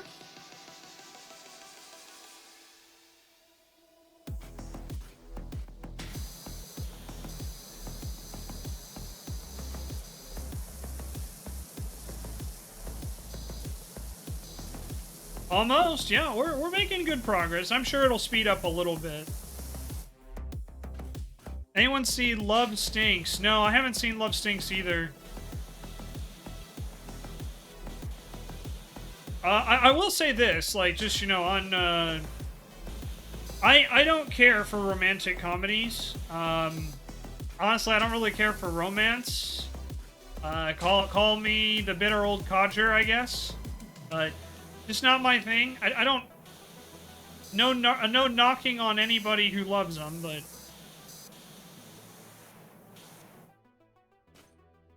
Just not for me.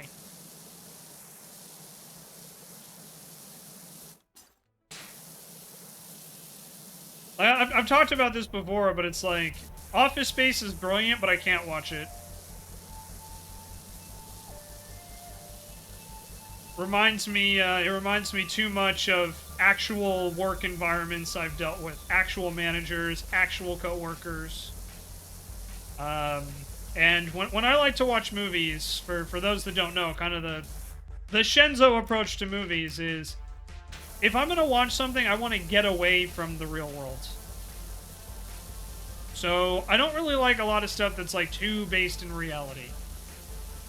And a lot of romantic comedies, it's like, yeah, we're, you know, poking fun at romance and stuff like that with, like, absurd situations. I'm just sitting there like, why are you describing my love life like that, man? The fuck? It's not funny, that hurts. So, you know, but like I said, that's just my personal take when it comes to, like, movies and stuff like that. I'm a little better with games. Silver says, you know, same with games. Yeah, I'm a little better with games. Like, I can handle a little bit more, like, realism in games. But, yeah, like, generally speaking, if I'm going to spend my time doing something, I don't want to be reminded about the real world. You know, and my thought is, look, you know, if I wanted to do that, I would just go out and experience it myself. You know what I mean? So, that's always kind of been my approach, even since I was a kid. But, again, I want to be clear. I'm not knocking anybody who enjoys those type of movies or shows. Just not my cup of tea, that's all.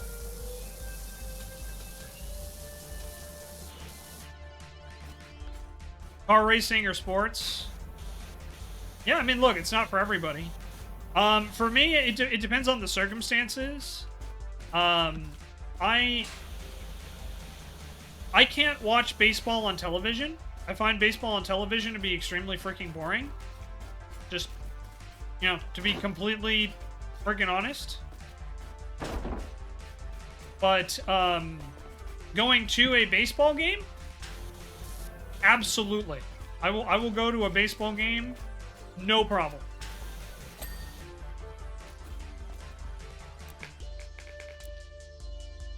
I have no idea why, and why it makes such a difference being at the game versus on television.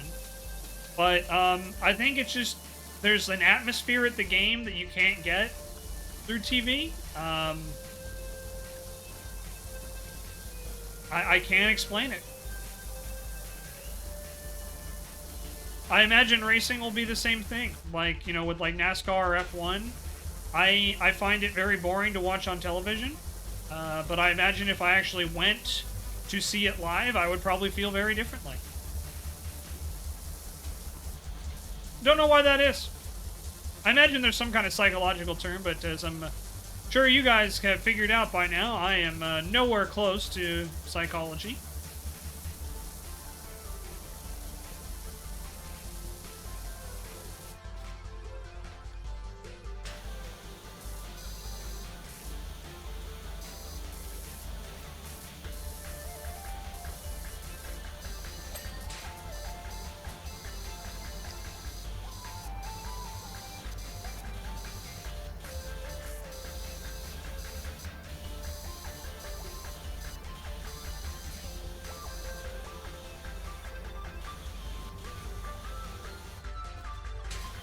Woo-wee.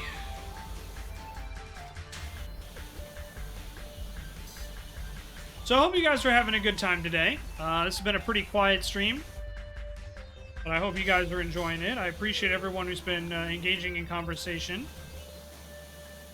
It does mean a lot to me, so thank you. Helping keep this going.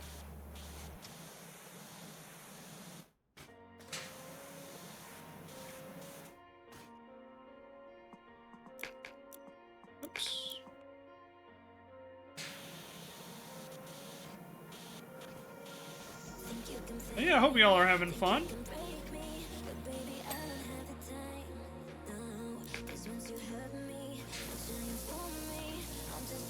I think I'll just try and clear this out before I go back to the trees.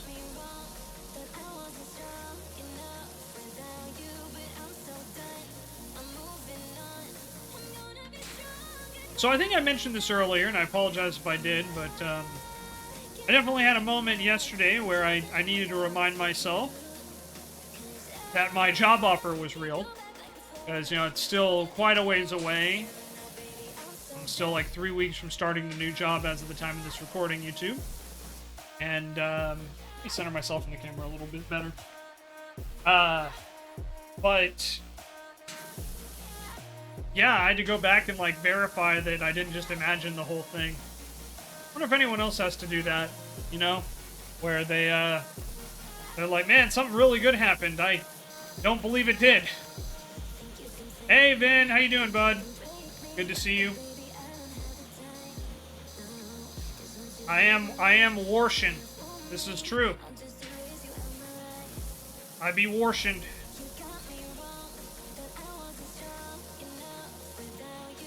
We know what brings in the audience. Well, it ain't power washing.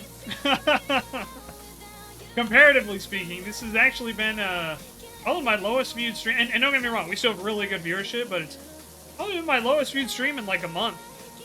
It's been a while since we struggled with this, so I don't know what the deal is, but just no one wants to come in and hang out with me washing today, I guess. That's okay. You win some, you lose some. Tuesdays are also a weird day, too. Like, there's some Tuesdays where it's like, even something that traditionally does well, like Powerwash Sim, just don't do well for whatever reason. You know? It happens. Just a shame, because they're going to miss the fanfiction hour after this. YouTube, you probably won't see this, because I highly doubt I'll be recording it, but, I'm going to be reading off a couple short fanfiction stories. Feel like it's been that all over, to be honest. Yeah, it could just be the day, you know? That's the thing about content creation that's so frustrating at times, is sometimes there's just no rhyme or reason for when people don't show up. Love an early morning call you didn't actually need to be there for. Sounds like my entire career, if I'm going to be honest, but that's another story.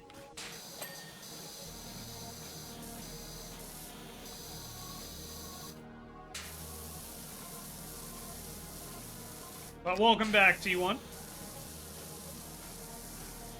Yeah, and like I said, this is an observation. I'm not upset about it. But yeah, it's a shame because a lot of people who aren't here right now, I think they're missing out. I think we've had some good conversations today. I also think it's been fun content. But you know, life happens sometimes.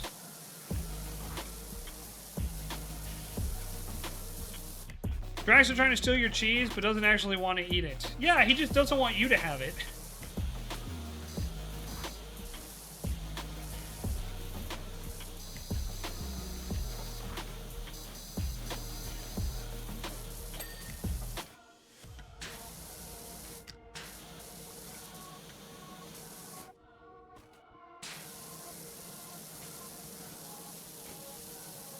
Yeah, speaking of, I'm gonna have, I think I'll probably make I'm gonna make tacos for dinner tonight, that's right.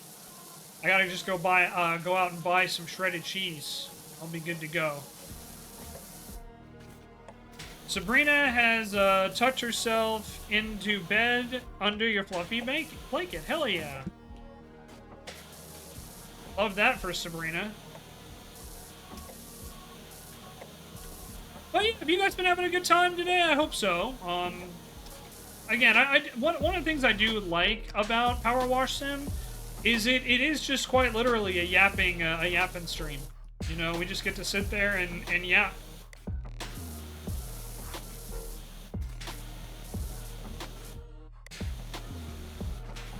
Oh, you know, I just remembered, speaking of yapping, you guys will like this story. So, one of the people that I got matched with, one of the lovely young ladies I got matched with, in, you know, her requirements for, like, you know, what she liked and what she didn't like, there was a lot of contradictions. And if you're wondering what triggered it, one of them was she wanted someone, a guy with quote-unquote golden retriever energy, which, you know, fine, who only had eyes for her, also fine, you know, no argument, who would talk to her.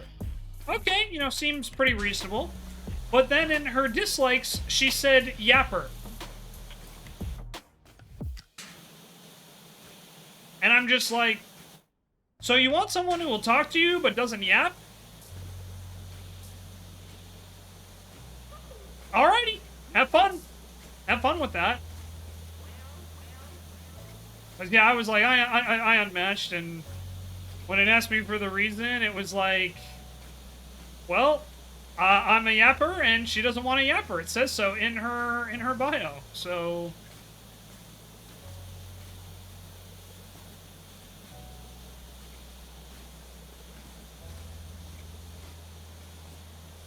yeah. Oh, this was the dating app, Vin. It was the dating app.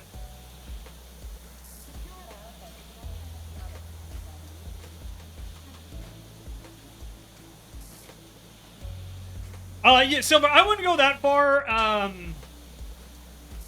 because again, like, I didn't even, like, talk to her, so, like, I don't want to pass judgment, but it's just stuff like that is why I don't like dating, because it's like, man, there's a lot of unseen, you know, unwritten rules in dating, and I'm not a big fan of that.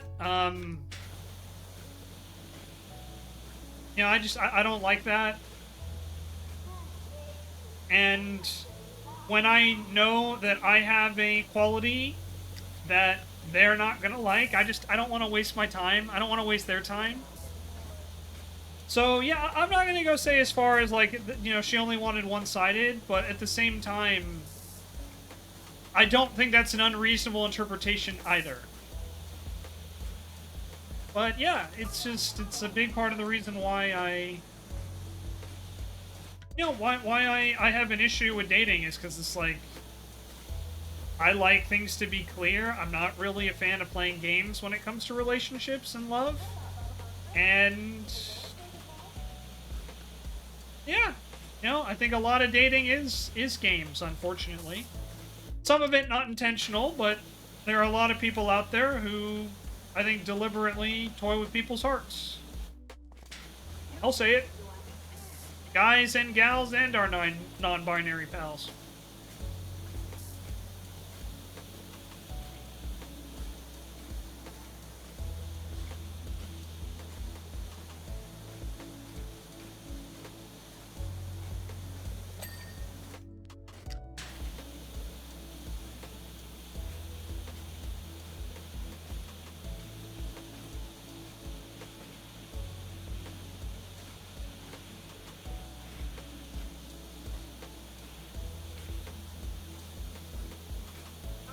Alrighty.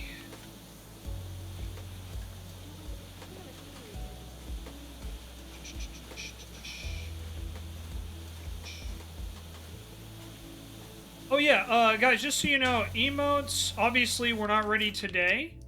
And I don't know if they'll be ready on Friday after all.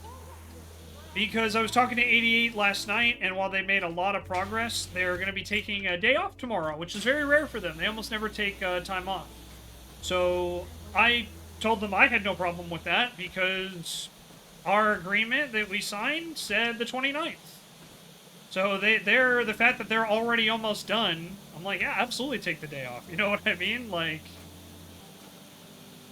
88 is pretty freaking awesome, by the way. Oh my god, I've lost like 2 to 3 girlfriends, some weird law I didn't know I broke, completely shut down once and broke up with a girl once. Yeah. Like, I can just tell you the way that my ex left was, you know, we were, I don't want to say we were having problems, because we really weren't, but there was definitely like some communication issues, and I think different expectations for, you know, what was, you know, what was coming on, right? And I tried to be accommodating. But at the end of the day, you know, she made the decision that she didn't love me anymore. And, you know, not great, But I do appreciate that, you know, she could tell me about that. But to this day, I couldn't tell you what exactly went wrong. You know, we were together for 2.5 years. We were going to move in together. That was the next step, and I think maybe that was just one step too many for her. And it's a shame, you know? But sometimes you gotta... Sometimes things just don't work out. Like the idea of power washing a bed of flowers. Damn straight. Look at these flowers. They're nice and clean now.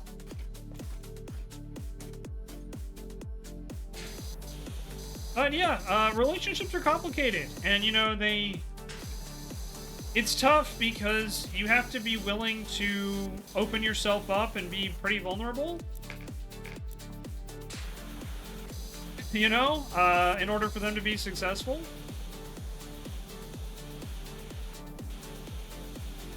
And I'll just tell you from my personal experience, I'm very good at, like, the talking stage. But it's usually when we need to kind of, like, open up to get to know each other a little better is when I feel things start to fall apart. And I've been burned in a little too many times, so that's why I'm a little just not interested in going back out there at this time. Maybe things will change in the future. You know, I can't predict what's going to happen tomorrow, but yeah.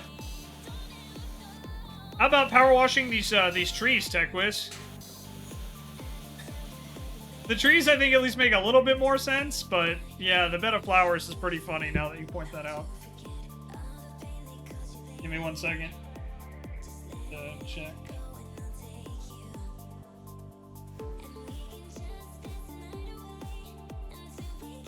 Okay, cool. Yeah, the trees make a little bit more sense, but it is still pretty funny.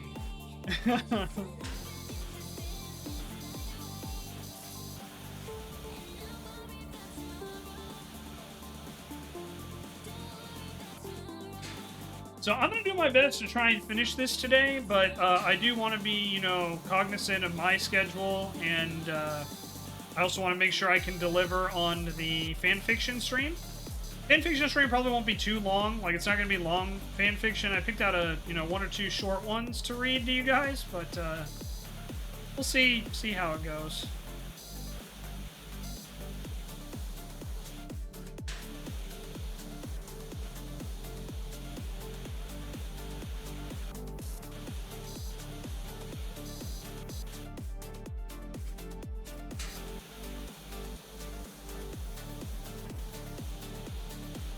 But we are, I am happy. We're really making some good progress on these, on the goals I owe you guys. So, I'm pretty happy about that. I think we're, I feel we've made really good pace this month. So, have you guys enjoyed the special streams this month? I know we've had a lot of them, but have you guys been having a good time? I imagine so, because viewership for most of them has been really freaking good. So I hope you guys are having fun.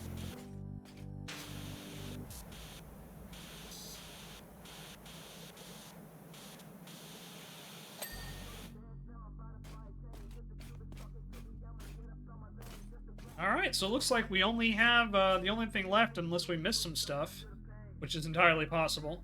But it looks like the only thing we have left are the walls and basically the entire outer end.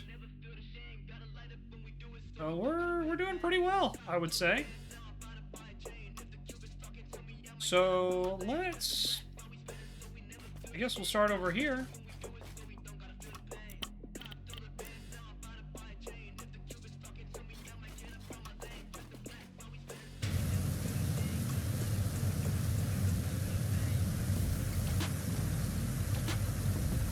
So did anyone else watch, I think it was it Gamescom today?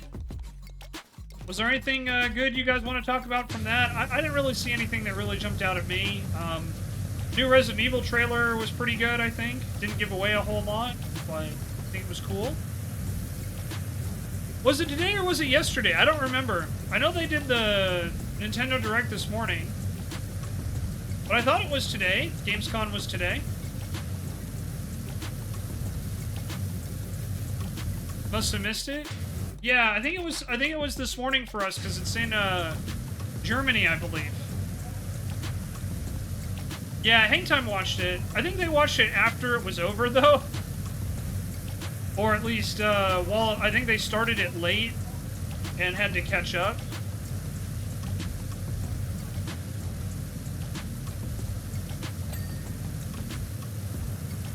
Got real excited for the new Dawn of War? That's awesome, yeah. I think that looks pretty good.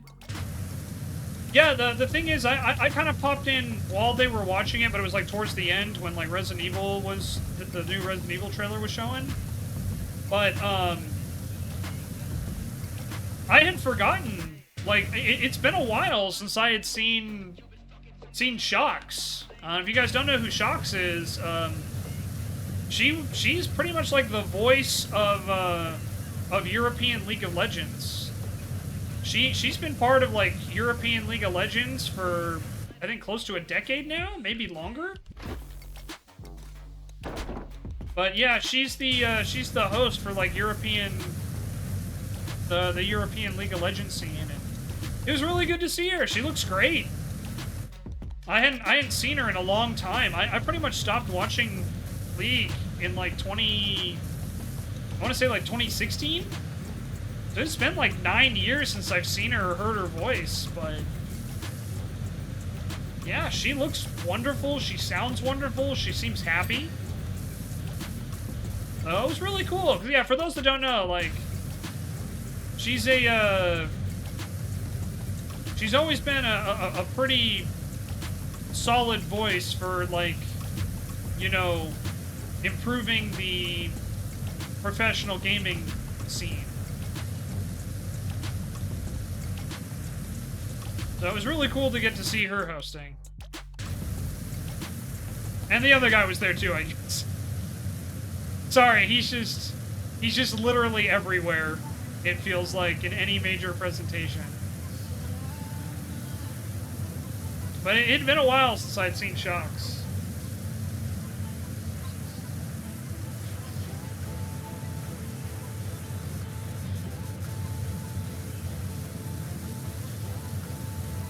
Yeah, as far as the games go, nothing really jumped out at me. I'm really glad to hear the new Dawn of War caught your attention, Ben.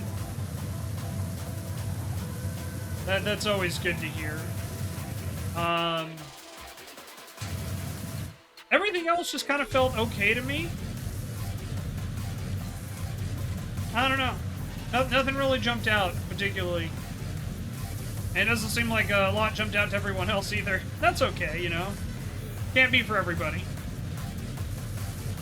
Apparently the Kirby Air Riders Direct was something.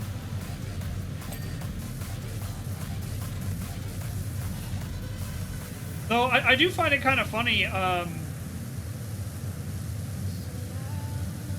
lot of people who have played the original Kirby Air Ride, like who didn't play it growing up, really don't like it. I know Sean and Grayson don't care for it, I think like Ray didn't care for it. There's been a couple people who've given it a shot and been like, eh. So I'm like, man, I kind of want to replay it at some point and see how if it holds up to my memory, because I used to really like Kirby Air Ride. I'm just curious to see how well it's aged.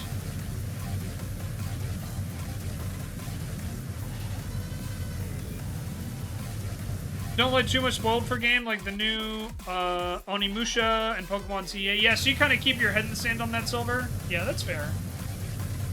I know Sean's that way too. Like, you know, he was even debating if he should watch the new Silent Hill trailer.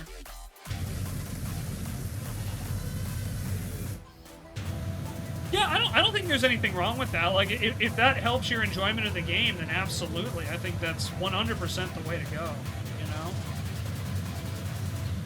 I know for me, I'm just kind of like, there's very few games that like catch my interest, and when a game does catch my interest, usually at that point it's like, even if stuff gets spoiled for me in the trailers, it's like, I'm already invested. You know, like, I'm gonna play it anyway, so it's okay. But again, I know that's not necessarily for everybody.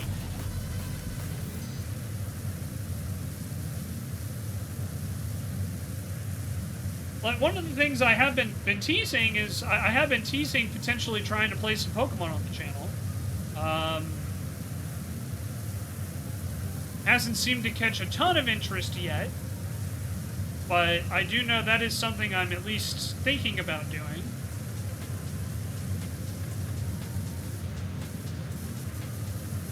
Because I really did used to love Pokemon. Like, I still have my original copy of, like, Pokemon Sapphire and Yellow and Silver and Gold and Crystal version.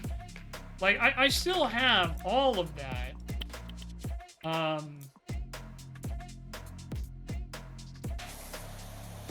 So it's one of those things I'm like, I've thought about going back, but I don't know.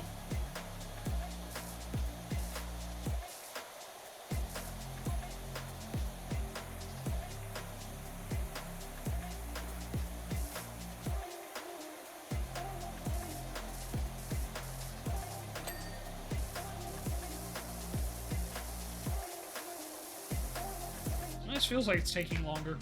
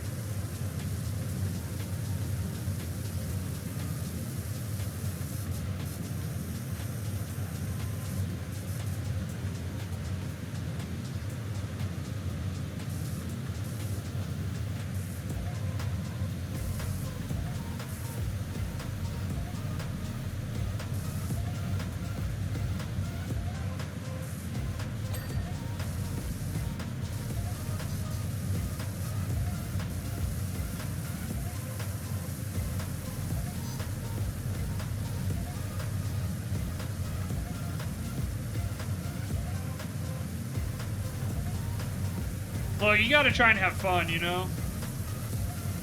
Particularly when we're in a little bit of a lull moment in the conversation, and that's okay. Been talking for like over 2 hours, so...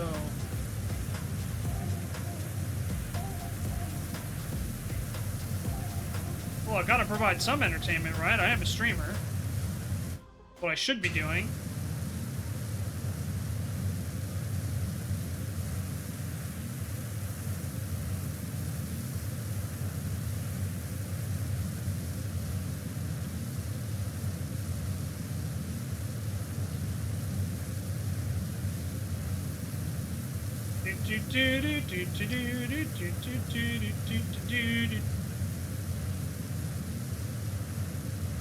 Alright, almost got this wall done.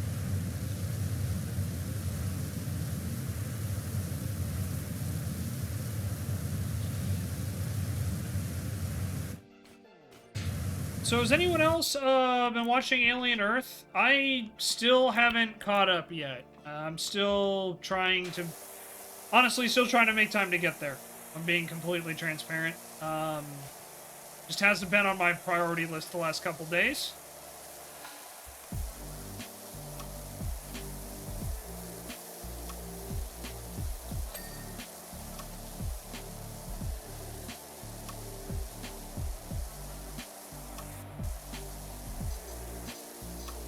But I'm very curious, particularly for the lore hounds, how they feel about Alien Earth.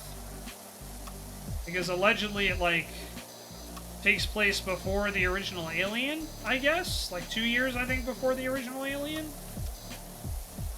So I have no idea, like, you know, how lore accurate it is or not.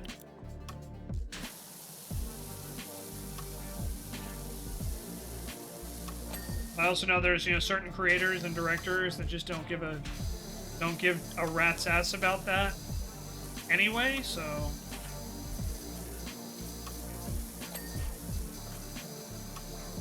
Oh, but that's a good question. For your media, guys, do you guys, gals, and non-binary pals, have how do you guys feel about, like, lore? Are you, like, really big on it? Or is it just kind of like background noise for you?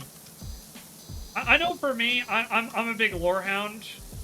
Like, even if I don't necessarily enjoy the franchise, if you give me enough lore, I'll be happy. I'm curious what you guys think.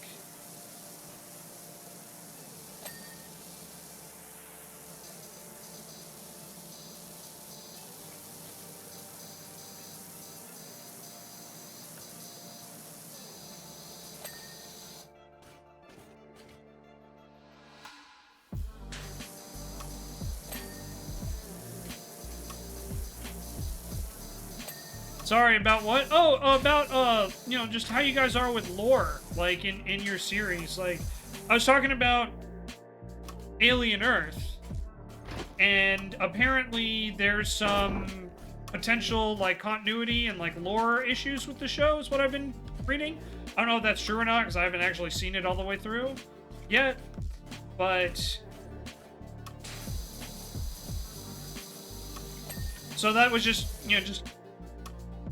beg the question, like, you know, how important is it for lore to be consistent and, you know, have an accurate world for you guys in media? For, like, Vin, it says, for me, it depends on the show movie. So, Vin, can you give me, like, some examples on, like, maybe one that it doesn't matter at all for you, and then for others, it matters a ton?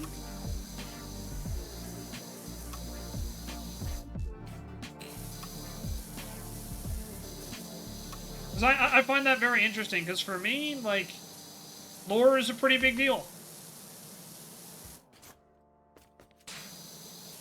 But I know that's not the case for everybody.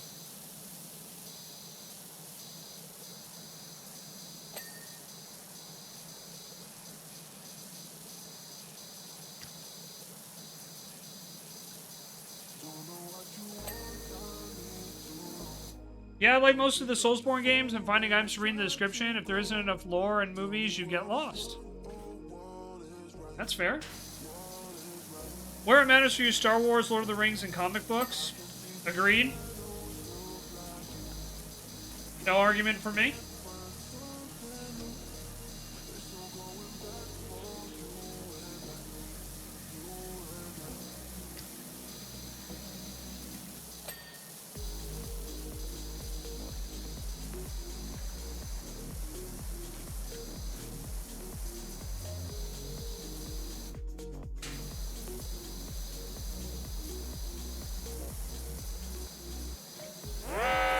Warning. Warning. Hey, Mask, thank you so much for the raid. Welcome on in, everybody. Hope you all are doing well. Or it doesn't matter, action movies, some horror series, and comedies. I think that's, I like it. I dig it. But Mask, thank you for the raid. How was the Division 2? Hope you guys had fun.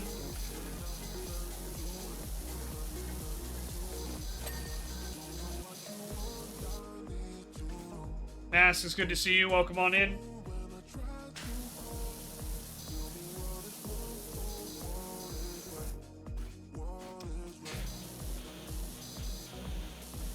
Gonna shout out anyway? Hell yeah, there you go. So it's good, tired as fuck, 2 hours sleep last night, 10-hour workday. Oh, I'm sorry to hear that, Mask. Well, I hope you can go get some rest. You know, definitely if you gotta head off, I totally get it. But thanks for raiding on in, man. Always good to see you, and I'm glad you had fun.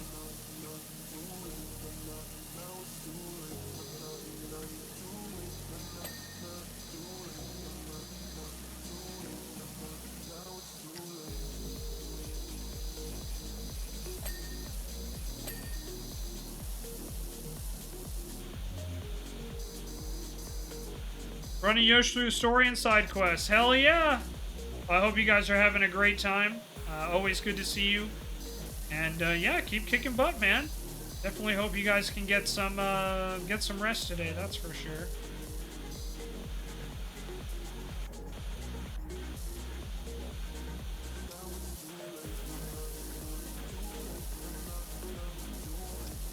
You do the same, Mask. Have a good night, okay? Thanks again for raiding in. And everyone, if you're not already following Mask, what are you doing? Like, he has literal boobies there. Bees with sheets. Who doesn't love them?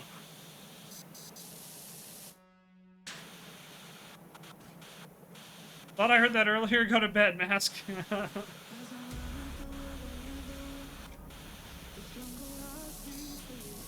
Alrighty.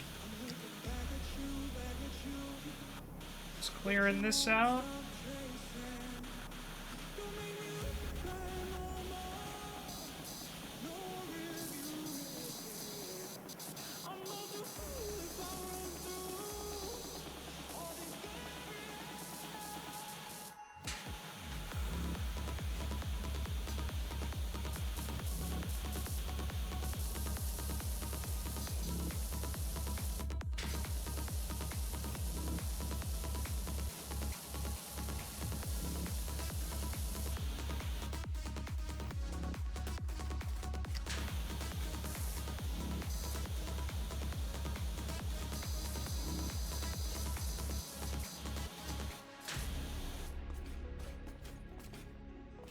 Let me go grab a ladder, because I'm probably going to need it.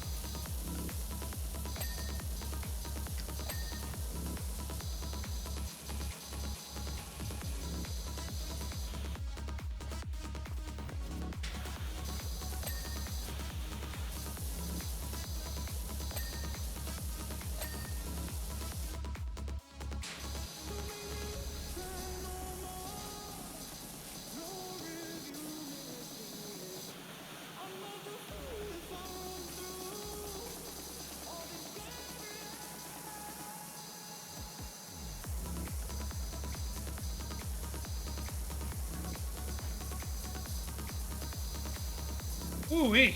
This is taking quite a bit longer than I thought it would, if I'm going to be honest. I thought this would be a bit easier, but I was incorrect. So we may have to pause this here, just because I am, unfortunately, on the clock. So we may have to stop here. I'm going to just try and knock out what I can. Try to get to a good stopping point.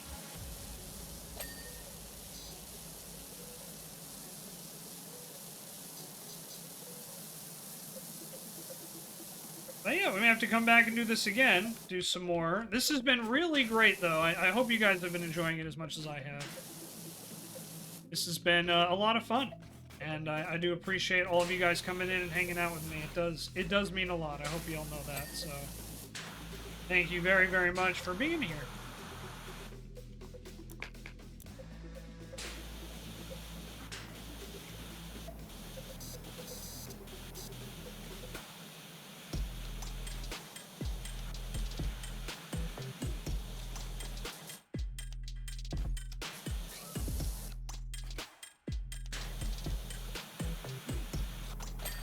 Okay, there we go. I'm like, why is that taking so long to get clean? Well, that's why.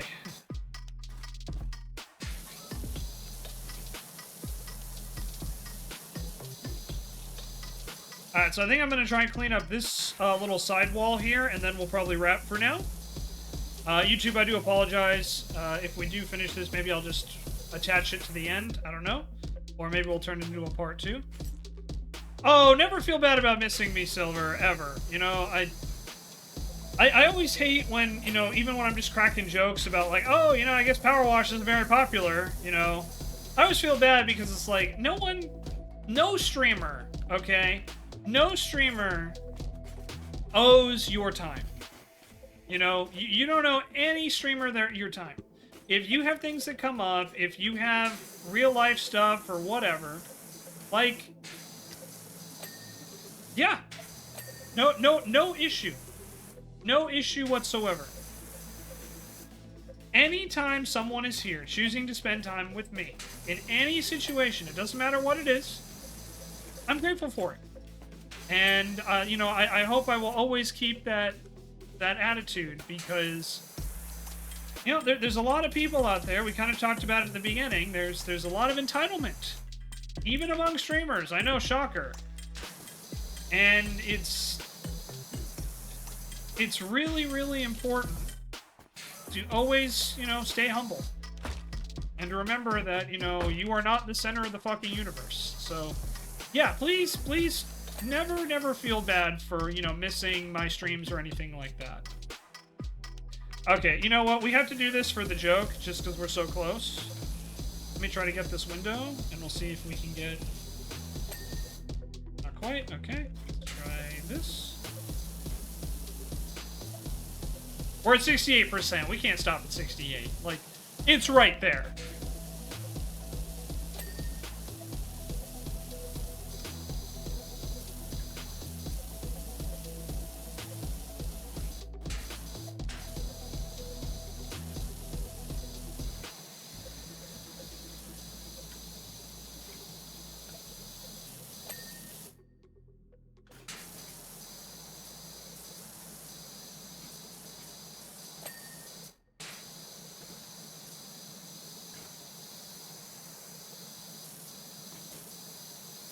But yeah, you know, it's just, again, like, I get it. You know, people have lives.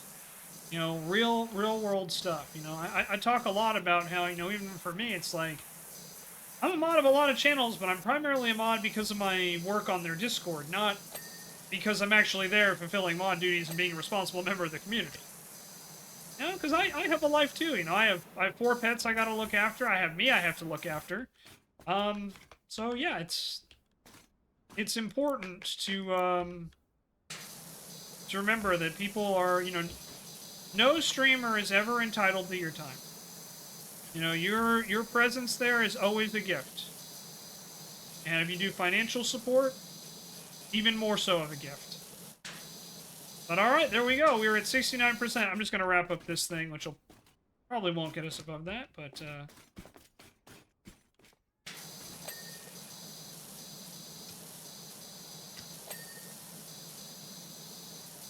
Okay. And that's where we'll stop. Nice. So, YouTube, I want to thank you guys very much for watching. Thanks for hanging out with us today. Hope you enjoyed the talk-in. A little different from our usual content. But, again, I do greatly appreciate you guys, and I hope you've enjoyed. So, yeah, with that being said, everybody, that is going to do it for me. YouTube, we will be back again with this in the future. I'm sure Powerwash always does well on the channel. A little slower today, but it definitely picked up towards the end. So, we'll be back. But, YouTube, I love you guys. Thanks for watching, and we'll see you next time. Bye-bye!